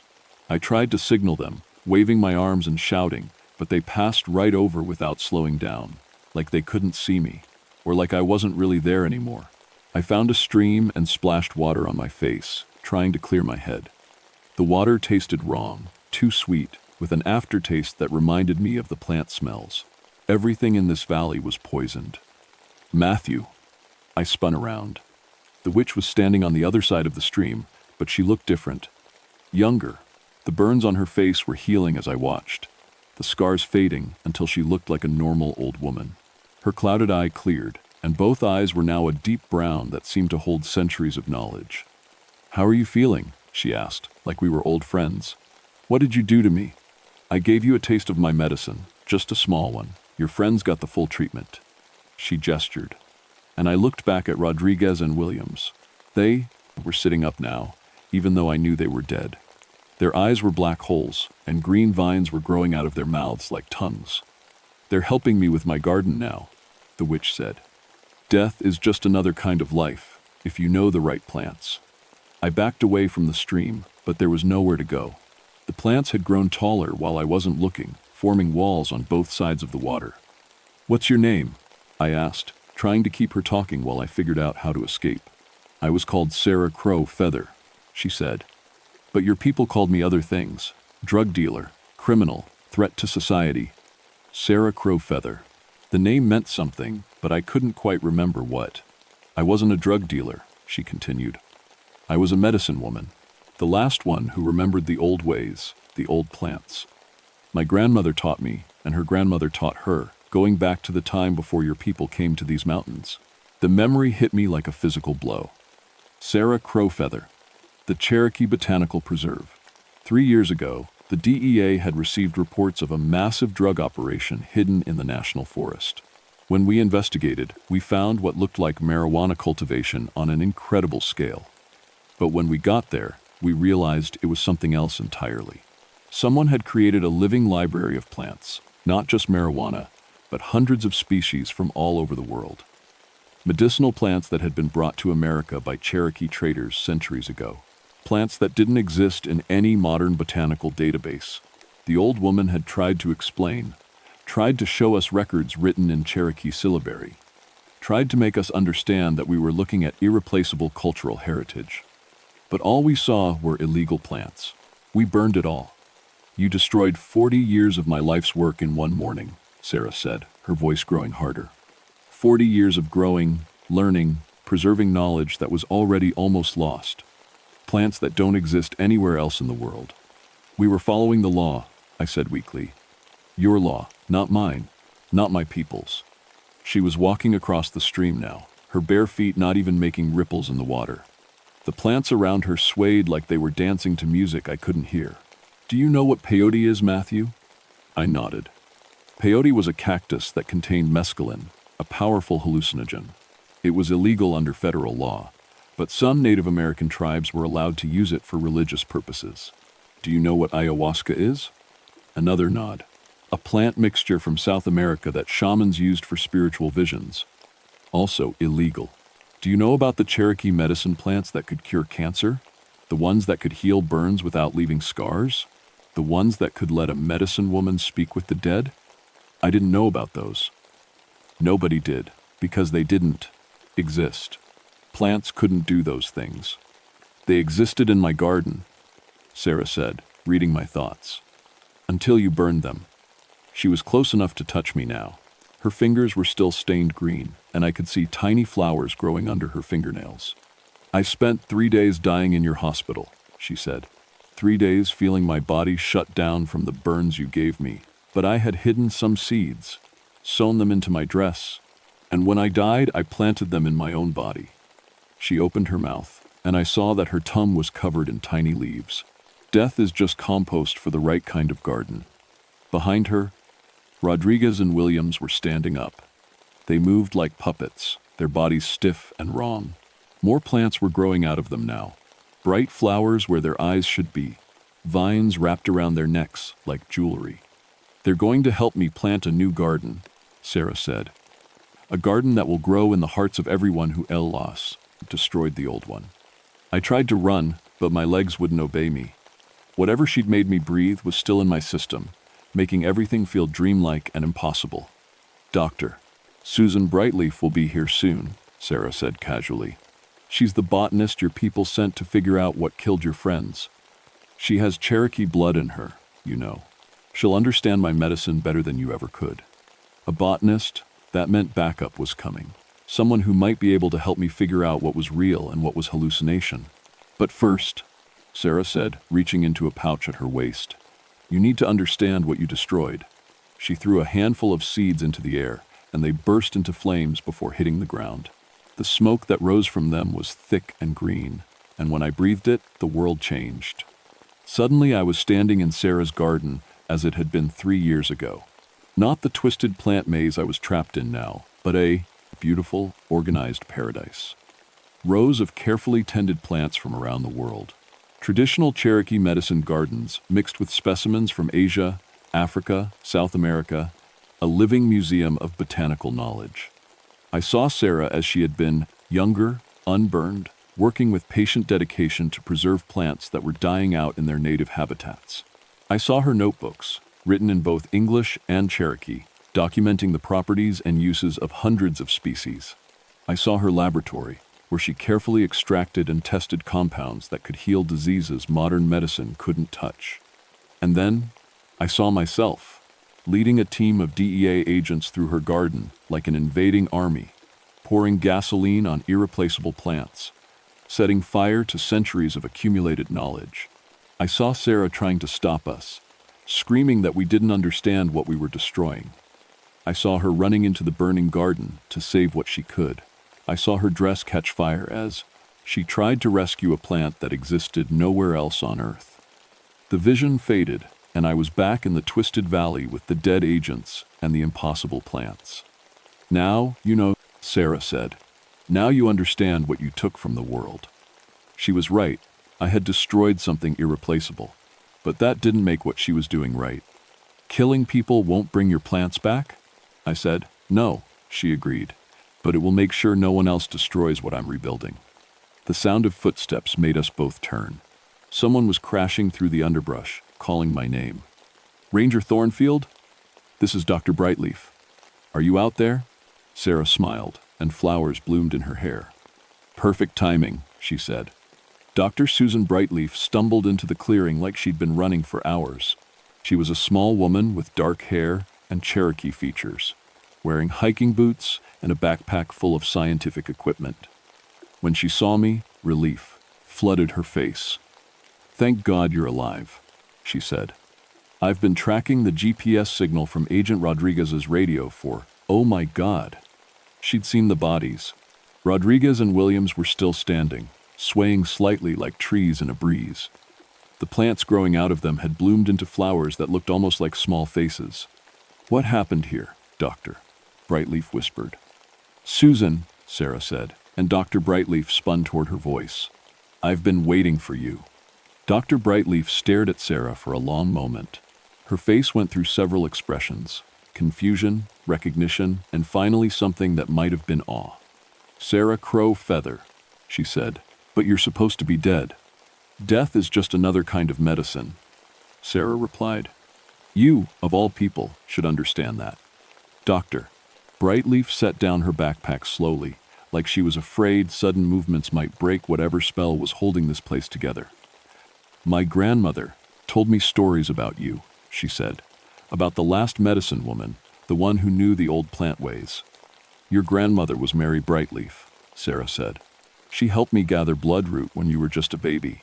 You knew my grandmother? I taught her how to make the tea that eased her arthritis. She was one of the few who remembered that plants are more than just chemicals. I watched this conversation with growing alarm. Dr. Brightleaf was supposed to be here to help me understand what was happening. Instead, she seemed to be falling under Sarah's influence. Dr. Brightleaf, I said, these people are dead. She killed them with some kind of plant poison. Dr. Brightleaf looked at the bodies again, then at Sarah, then at the impossible garden around us.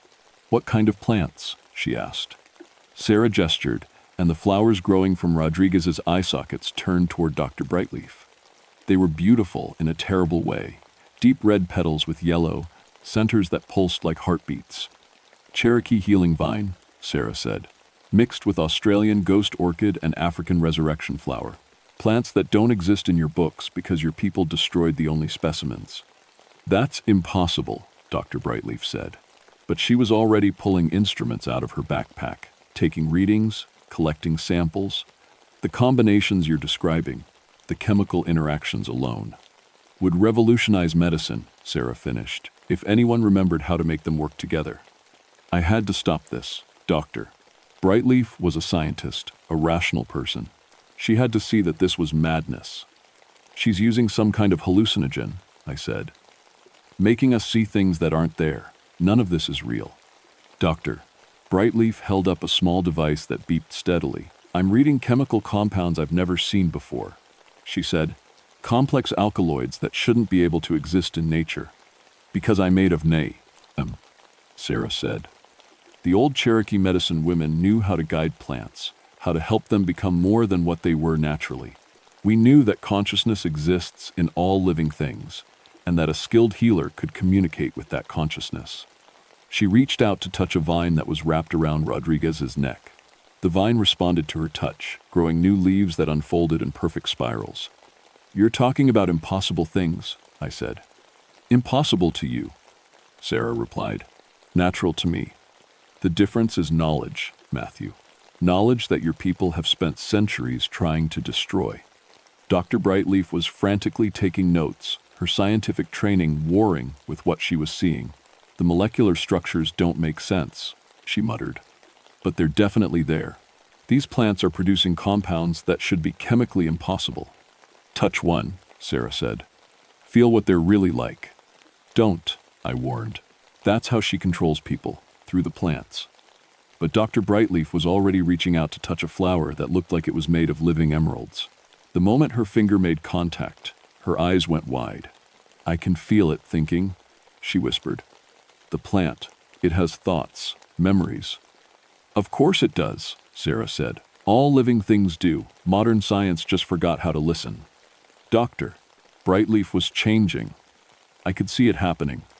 Her movements became more fluid, more graceful. When she looked at me, her eyes held depths that hadn't been there before. "She's right, Matthew," Dr.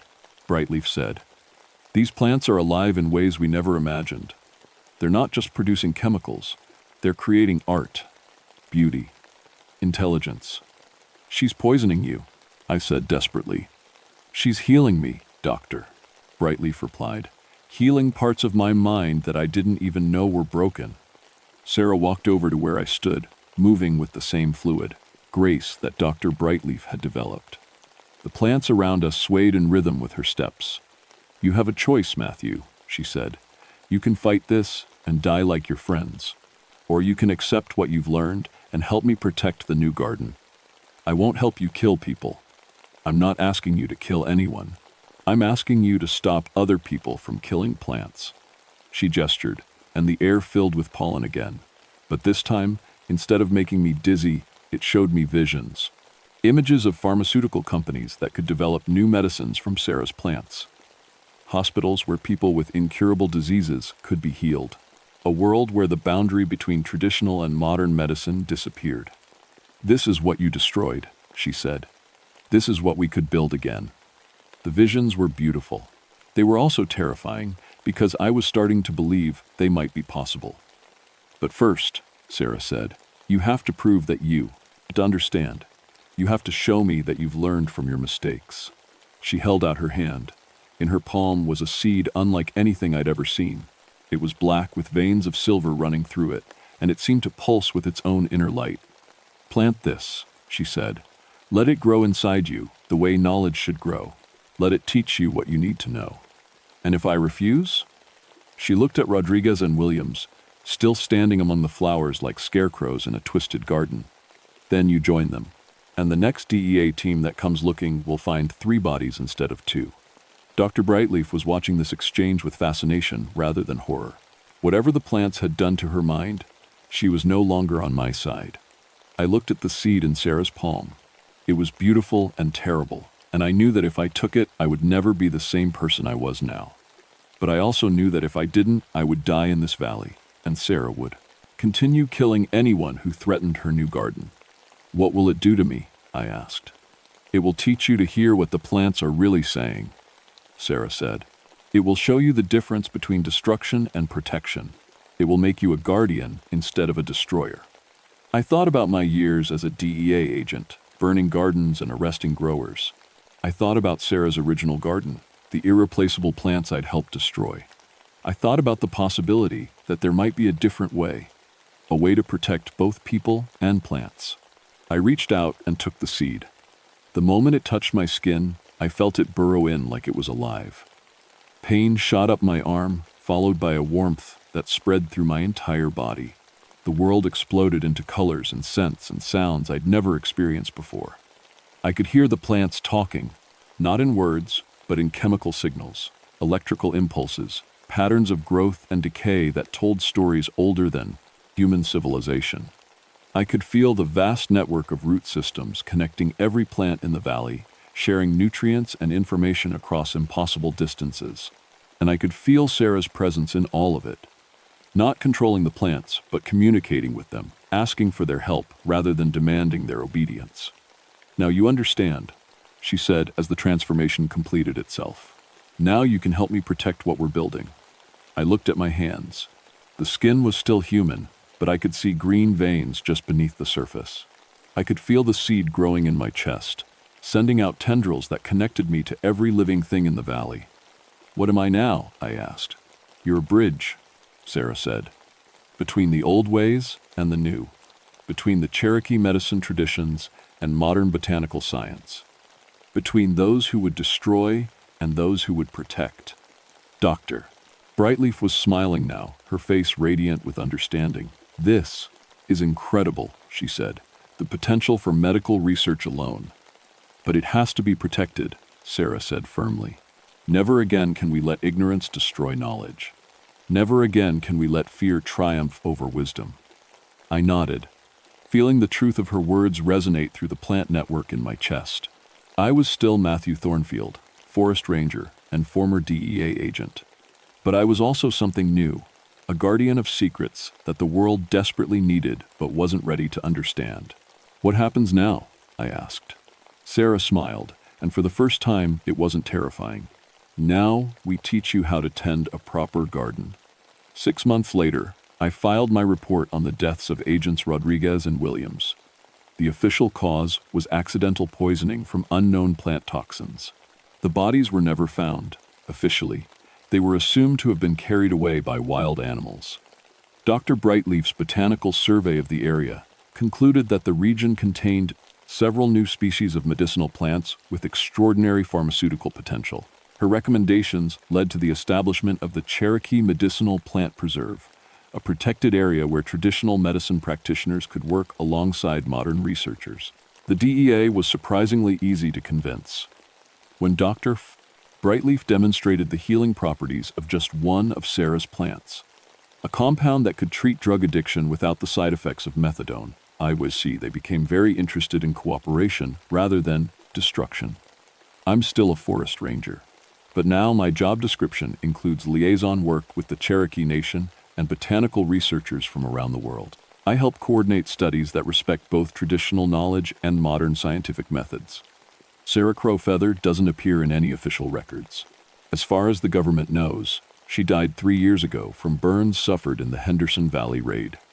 But sometimes, when researchers are struggling with a particularly difficult plant preparation, they find handwritten notes in their labs, helpy instructions written in Cherokee syllabary that solve problems modern science couldn't figure out. Dr. Brightleaf has become one of the leading researchers in ethnobotany, ECA, the study of how traditional cultures use plants for medicine. Her papers on Cherokee plant medicine have revolutionized several areas of pharmaceutical research. She's also my wife now. We were married in a traditional Cherokee ceremony in the hidden valley where this all began. The seed Sarah gave me is still growing inside me. I can feel it sometimes, especially when I'm deep in the forest, connecting me to the vast network of plant life that most people never notice. It doesn't hurt anymore. Instead, it feels like coming home to a family I never knew I had. I've learned to communicate with the plants, not through speech, but through chemical signals and electrical impulses. They tell me about the health of the forest, about pollution in the streams, about changes in climate that human instruments can't detect yet. I've become an early warning system for environmental problems that won't be visible to conventional science for years. But the most important thing I've learned is this. Knowledge isn't just information, it's relationship. The Cherokee medicine women didn't just study plants, they formed partnerships with them. They understood that healing comes not from forcing nature to obey human will, but from learning to work with natural processes that are already perfect. The DEA still conducts raids on illegal cultivation operations, but now they call me first, to make sure they're not destroying something irreplaceable. Most marijuana growers are still just people trying to make money from illegal drugs. But sometimes we find gardens like Sarah's, repositories of traditional knowledge that the world thought was lost forever. Those gardens, we protect. There are others, like Sarah out there, medicine people from different traditions who have learned to work with plants in ways that seem impossible to modern science. Some of them died protecting their knowledge from people like me. Some of them found ways to survive in hidden places, waiting for the world to become ready for what they have to teach. I help them when I can. I've become part of an unofficial network of guardians. Scientists, rangers, tribal elders, and others who understand that some kinds of knowledge are too valuable to lose. The Cherokee National Forest is different now. If you know how to look, the old boundaries between natural and supernatural, possible and impossible, have become more flexible. Plants grow in patterns that tell stories. Animals behave in ways that suggest intelligence beyond what biology textbooks describe. The line between magic and science has blurred until it's almost invisible. Most visitors don't notice any of this. They see a beautiful forest with interesting plant life and well-maintained trails. But sometimes, if they're very quiet and very respectful, they might hear singing in a language they don't recognize. They might see an old woman tending flowers that seem to glow with their own inner light. If that happens, they should leave an offering of tobacco at the base of the nearest oak tree and walk away quietly. Sarah appreciates visitors who understand proper manners, but she doesn't tolerate people who come to destroy rather than learn. The forest remembers everything, and some memories have very long roots.